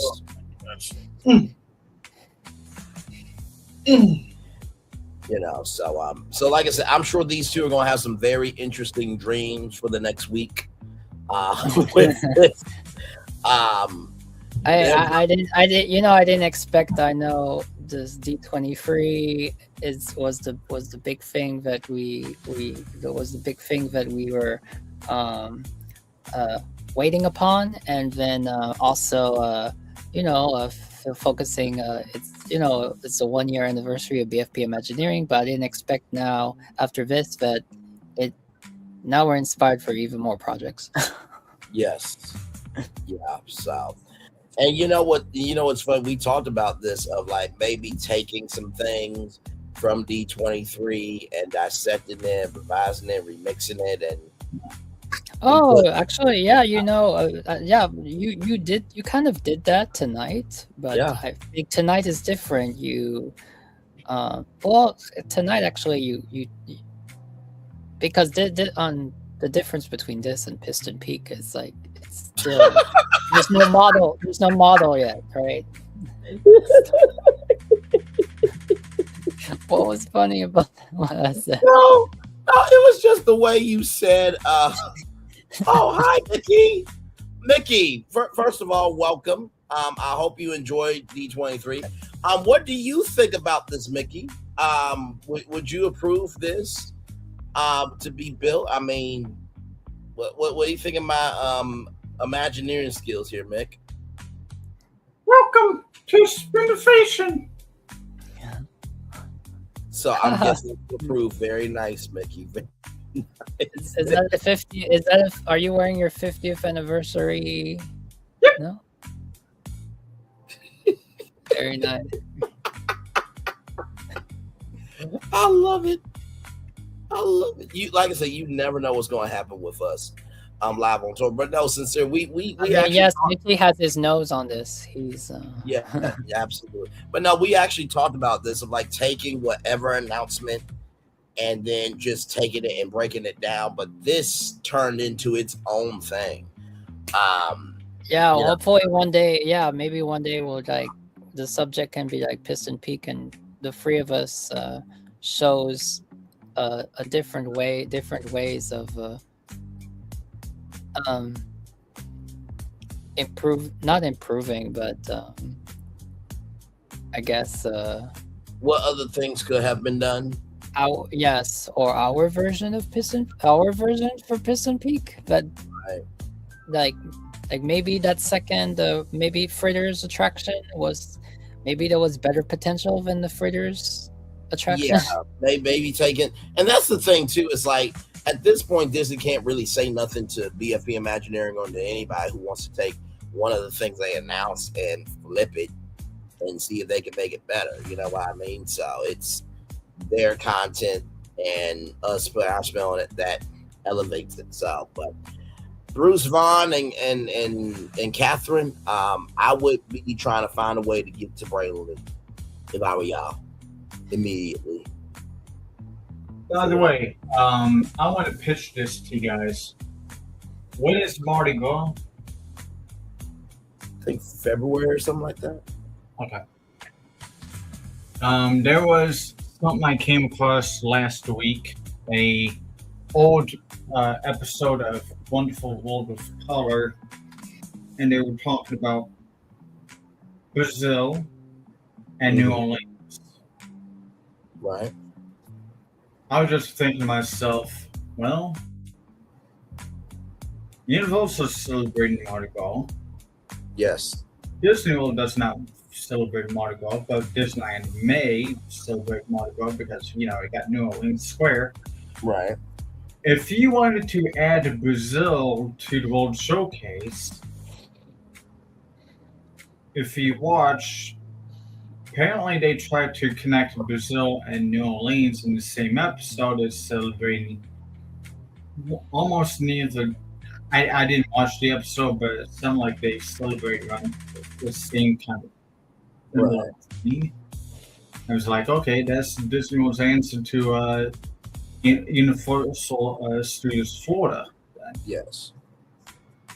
But they also have the connection to the actual company in New Orleans that makes the floats and everything. So well, gentlemen, you get a lot of tourists from Brazil. I mean, you see a bunch of class people. Yes, absolutely. Mm-hmm. Well, gentlemen, thank y'all for being here for a bonus show, stream, and tour that was not even planned. Like I said, I'm sure that Phil and Florentin are going to be having some dreams and maybe some nightmares from this. Probably more dreams because this is this gives me dreams. Now let me know if you have any nightmares per se from the mountain. My apologies. I Will do. Yes, indeed. But no, a great dream. I did have the church bell chimes at the end, so it won't give nightmares, at least no more. Yes, but no, a great show stream. But if we were to have nightmares, I think your job is done. yeah, no, for sure. Well, it is Sunday. I'm gonna do a special motivator for all of you all for this one because I do believe this should be a motivator on this one. I'm having a video game with this thing, Yes. Oh my God. Can you imagine Spindlewood Station, the video game? And it's an open world concept. Oh my Disney. You call me. So what is the daily motivator for this one? Just because somebody else did it doesn't mean that there's not room for improvement. I know that sounds very passe, but let me explain. To be so bold to take a project that a media company just really defined one day ago and to say, y'all ain't doing shit, and then to come out with this is a very bold thing to do. I want you to know something. Critique does not mean, okay, I want you to listen to this. Critique does not mean that what they've done is bad, but it goes to show that there always can be room for more. Every single thing we have done as BFB Imagineering and myself as Brandon Lee has been because we believe that imagination is capped. We don't believe imagination is tight. We don't believe that animation has a broke account not to be able to invest in or make withdrawals from. That's the first thing I want you to know, that if you want to take a swing and say, hey, could there be more? That's what you're supposed to do. We are all students. The day we stop being curious, being open, and having a point of view of, is that it? No. What about that thought? Why isn't that being pursued? We got to be able to recognize that we can be a resource. Just because we don't have a title doesn't mean that we ain't important. Because titles come and go. How you carry yourself and your energy matters. That's the first thing I want to tell you. The second thing I want to tell you is this. Disney could try to take this, but the dish is not going to come out the same. Because it wasn't just the concept art that made this work. It was understanding that I found a mechanism to make that well work. And also I found a truth in a story that was not heard. So recognize, always find a truth in every story, because the truths that are not heard are usually some of the greatest ones that need to be heard. That's the second thing I want to tell you. And finally, y'all, I don't want you to ever think that you have to know it all. Every project that we've done is BFB Imagineering. Every project that I've done is Brandon Lee. I have a Bachelor of Arts of Communication Studies from Kent State University. I do not have an engineering degree. I don't. But I do know how to take brands. I do know how to take intellectual property. And I know how to do this. And that does require some engineering. Always recognize that engineering is not just about understanding blueprints. It's not just understanding the length and width of how big the room needs to be. And I couldn't say it any better myself, because you know how I am. Yeah, no, absolutely. I look at the engineering side of things all yes. the time, as you know. So. And as important as the logistics are for the water, the lights, the gas, the plumbing, and everything in between, it's also important to make sure that the logistics of how people connect, speaking of connection, about how people connect, how people embrace, but most of all, how people take in what you have created is just as important as those logistics are to maintaining the idea that you put out. So with that being said, it's time for the best outro on YouTube. Know what you're doing, do what you know. Never say one point, especially because you are always one blessing. And trust, you may not be where you want to be, but at the end of it, you'll be where you need to be. Do what you've been chosen to do. Find one thing to call yourself is another thing to be chosen. One love, much love, all love. We have spent time with you. You have spent time with us. And hopefully I spend time together. We'll be great together. And I always remember, we're doing radio, television, YouTube, living your best life, or you beat Bruce Vaughn Catherine Kay, and all of Walt Disney Imagineering. Not because of resources. No. Shout out to Miranda Priestley.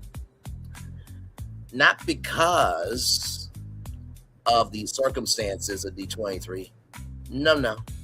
But you beat them because you were able to recognize that as much as it is important to have imagination, as much as it is important to recognize the engineering of it all, it is just as important to recognize every element of a story could be the element to take a story from a zero to a hero, just like that. Shout out to all you Hercules fans out there. Always remember, or receive love, you gotta give, or receive love, you gotta give, or receive love, you gotta give it. Wherever obstacles you've overcome, where success you have achieved on this particular day, I'm extremely proud of you, but no one else is probably be proud of you, damn. So finally, y'all, I know what some of you are gonna say, Ray.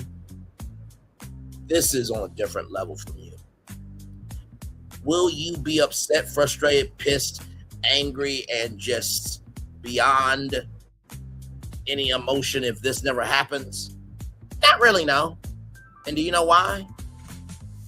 Because how cool is it that one day after D23, I took something and made it better, that they do not have the capacity, capability, or comprehension of their brain cells to form a brain to do what I've done. I want you to think about that. Yeah, when the day comes when the budgets and spreadsheets don't matter no more, they can build this kind of stuff. That part. And because they won't, it's an original. And that is the win. Sometimes things will not be built, but just because they are not built doesn't mean that they don't have any importance. Everything that we've done here as BFP Imagineering, everything that I've done, it's a one of one. And that's the real victory. Not so much it being in real life, but the fact that it's even in the timeline. Commercial break and fireworks coming your way for the day that was, for the day that's coming, for the blessings that are on the way for you. We always, as a society, as a people, as a culture, we feel the love and we send it right back to you. And always remember, there's a home for you at Spindlever Station. Make sure that you are not so eager to allow Spindle to dictate your life, because you are the designer of how you live, why you live, and the manner of which you live each and every single day. Love y'all. Good night. Bye.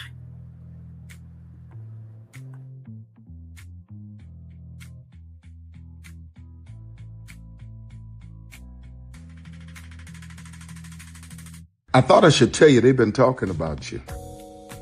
Yeah, they've been talking about you. They've been talking about the fact that they've done everything they could to stop you and everything they could to block you, but you still win. They've been talking about the fact that they have undermined your success and they have tried to sabotage your seasons, but you keep winning. They've been talking about the fact that even though they don't like each other, they get together to try to kill you, but you keep winning. They've been talking about the fact that you were voted least likely to succeed, but like cream, you keep rising to the top. They've been talking about how they tried to burn your world down, but like the phoenix, you rose from the ashes. They've been talking about you. And you know what they say? Oh, she's just lucky. He's just lucky. But no, you ain't lucky. You're anointed. You got something on you. You got favor on you. You got power on you. You were born to win. Now they can call it luck, but it's grace. They can call it luck, but it's favor. But whatever they call it, it doesn't matter, because you know what God calls you? Do you know what God calls you? A winner. I thought I should tell you they've been talking about you. Yeah, they've been talking about you.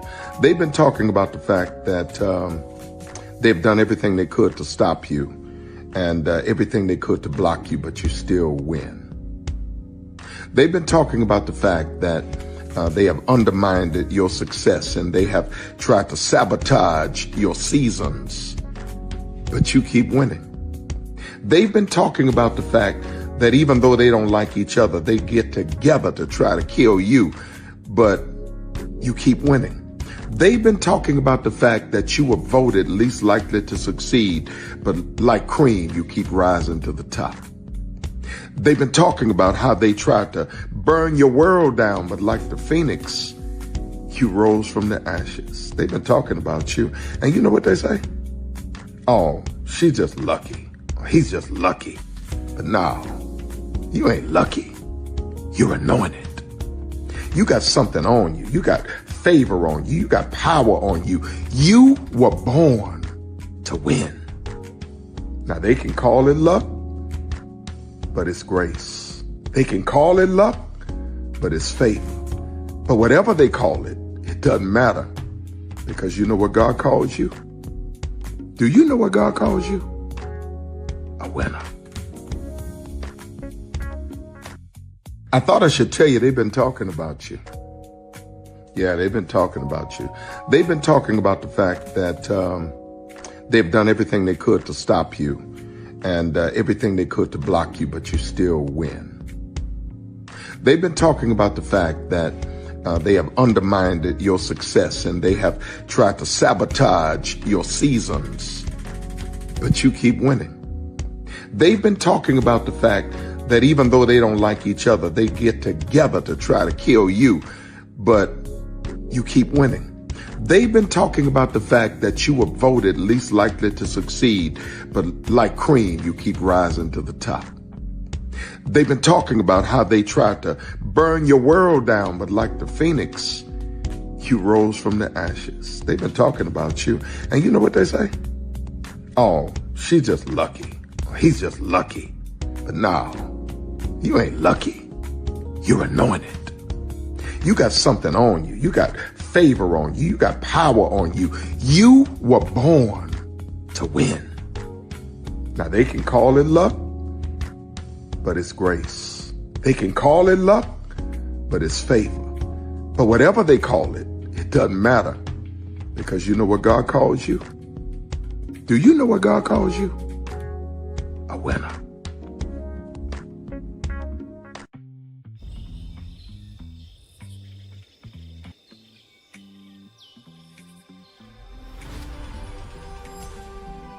Here you leave today and enter a world of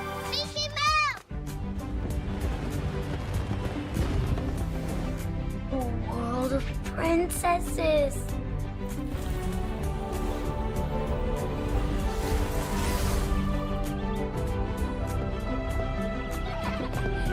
A world of villains. And heroes. Raise your sabers!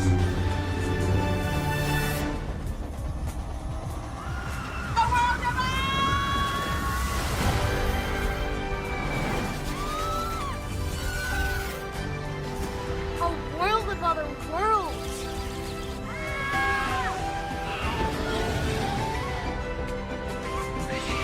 A world of all the favorites.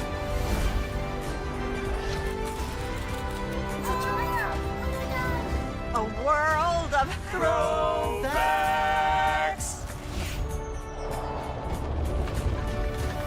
A world of for whatever you love. Infinite worlds await.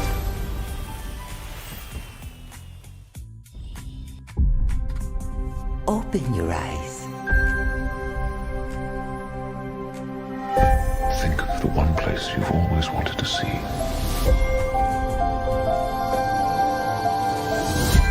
This is where our magic comes from.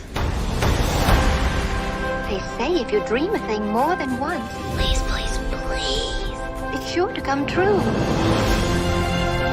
Everything you see exists together in the great circle of life. There were stories about what happened. It's true. All of it. In every job that must be done, there is an element of fun. I told you she was tricky. Life is full of possibilities. What do you want to be remembered for? The world is in our hands, and we gotta do something with it. I just want to say a word of thanks to all the artists, the workers, and all of you. The young and the young in heart. You helped make this dream come true.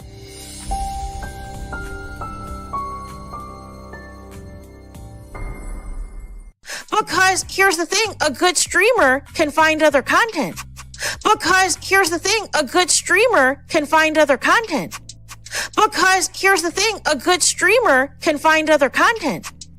Because I've been moving on my own accord, covering Black culture. There is more to life. I heard that, friend.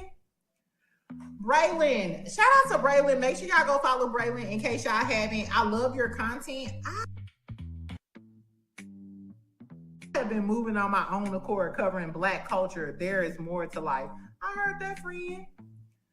Braylon, shout out to Braylon. Make sure y'all go follow Braylon in case y'all haven't. I love your content.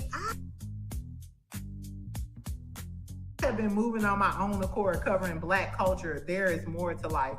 I heard that, friend. Braylon, shout out to Braylon. Make sure y'all go follow Braylon in case y'all haven't. I love your content. Child, Braylon been over there doing his thing, minding his GD business, staying out of trouble, trying to get the folks some positive stuff to talk about. Besides lying all the damn time.